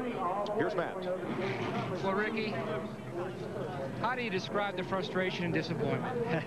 I don't know that you can describe it. You know, it's 2 weeks in a row, 3 weeks. Gosh, I lost count. But, you know, we're just sitting out front. Just I thought we were in great shape, opening some daylight on DJ. You know, he wasn't catching us.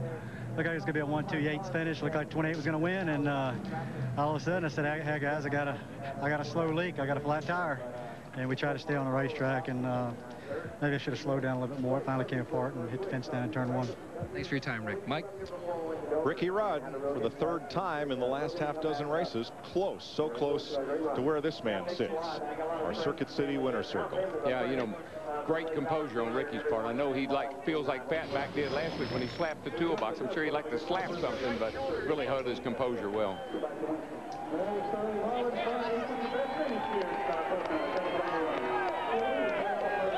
And there's a guy that I love to see Dale Jarrett win, because there's not a nicer guy that's ever been in racing. And 29th Winston Cup victory for Jarrett. Dick Bergman's with him. Attaboy, DJ. Job well done. This suit is absolutely soaked with the salt of perspiration. 5 times in a row this June race, Dale Jarrett has finished either 2nd or 3rd. Today, finally, you win it. What was the difference between those 5 times and today? Well, let's start off by saying we had a great race car. Thanks UPS, Coca-Cola, Fleetwood, Ford Motor Company, and Ford Credit. Everybody that makes this happen. Robert Yates Racing. These guys behind me, they give me a great race car. This is a brand new car, but yeah, I'm really hating it right now. I'm glad to be here, but my teammate's having some terrible luck right now. Ricky Rudd, you know, did a great job last week, got himself in a position to win, and had the unfortunate problem with the tire, and then today here. Don't think I could have called him. We were just so equal, and you know, it's really hard when you're trying to run down another Robert Yates engine, and makes it difficult. But hate it for those guys. But these guys have worked hard on this car. We went to Kentucky with it this week and ran over there. We appreciate them letting us come over. How important was that test, DJ? Very important. We learned some things there that we applied here. It was great that we had time. We were there till we had some rain. We were there till 10:30 that night. We got home at 1:30, 2 o'clock in the morning. Just shows the dedication of these guys. And say hi to my family back home. It's been a big weekend for the Jarrett family so far. Both my daughters have been leading scorer in their basketball games. They've won those. Zachary had a home run and a triple yesterday in his baseball game. Jason finished 2nd yesterday here, so it kind of tops it off right here. Nice family deserves to win, Dale Jarrett. Enjoy this victory. Let's go to Mike Joy. Thanks, Dick. In the point standings, Dale Jarrett came in here 13th. He doesn't quite break the top 10. Jimmy Johnson didn't eat much into Sterling Marlin's lead here. In fact, they are the same as they came to Pocono, 136 points apart. We'll have more interviews from Pocono when we come back.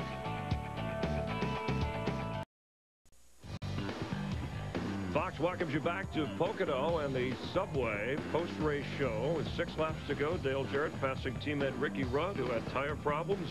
And Jarrett, the winner at age 45, the oldest winner this year. Jeff Gordon wound up 5th today, 3rd in points overall. He's standing by with our Steve Burns. Steve? Chris, thanks a lot, Jeff. Top 5. Always a good day in this series. Tell us what happened on pit road.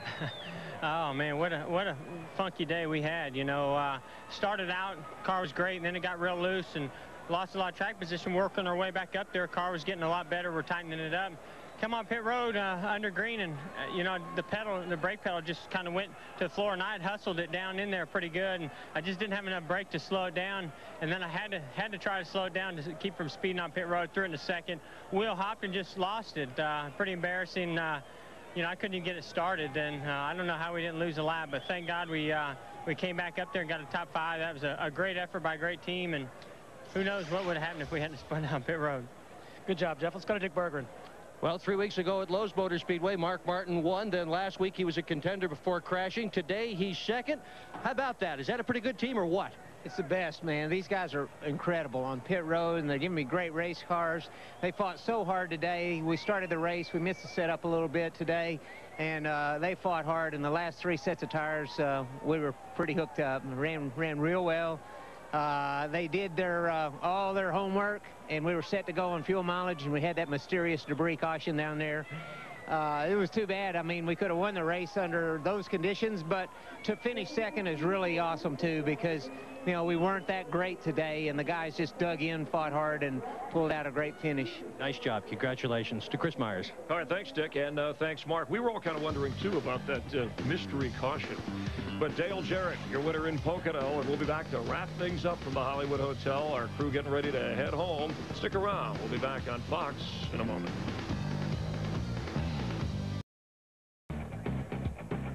And there's a look at Dale Jarrett, his first victory of this season, 29th career Winston Cup win with Jeff Hammond to wrap things up in the Hollywood Hotel. By the way, Mark Martin, that debris on the caution flag in turn 3 was metal, apparently, officially we're told, from a car. You said experience coming in. It was the veterans at the top, Dale Jarrett in the end, Mark Martin finishing 2nd. Exactly, and the one thing else I liked about the deal today is these guys have turned their years around. Dale Jarrett struggled early on along with Todd Parrott, made changes in their team, now got themselves back competitive along with Mark Martin, who's already got a victory this year, but struggled all last year. It's nice to see these veterans back up there and being competitive once again. First win for Robert Yates Motors. Let's go upstairs for some final thoughts from the guys in the booth. Guys?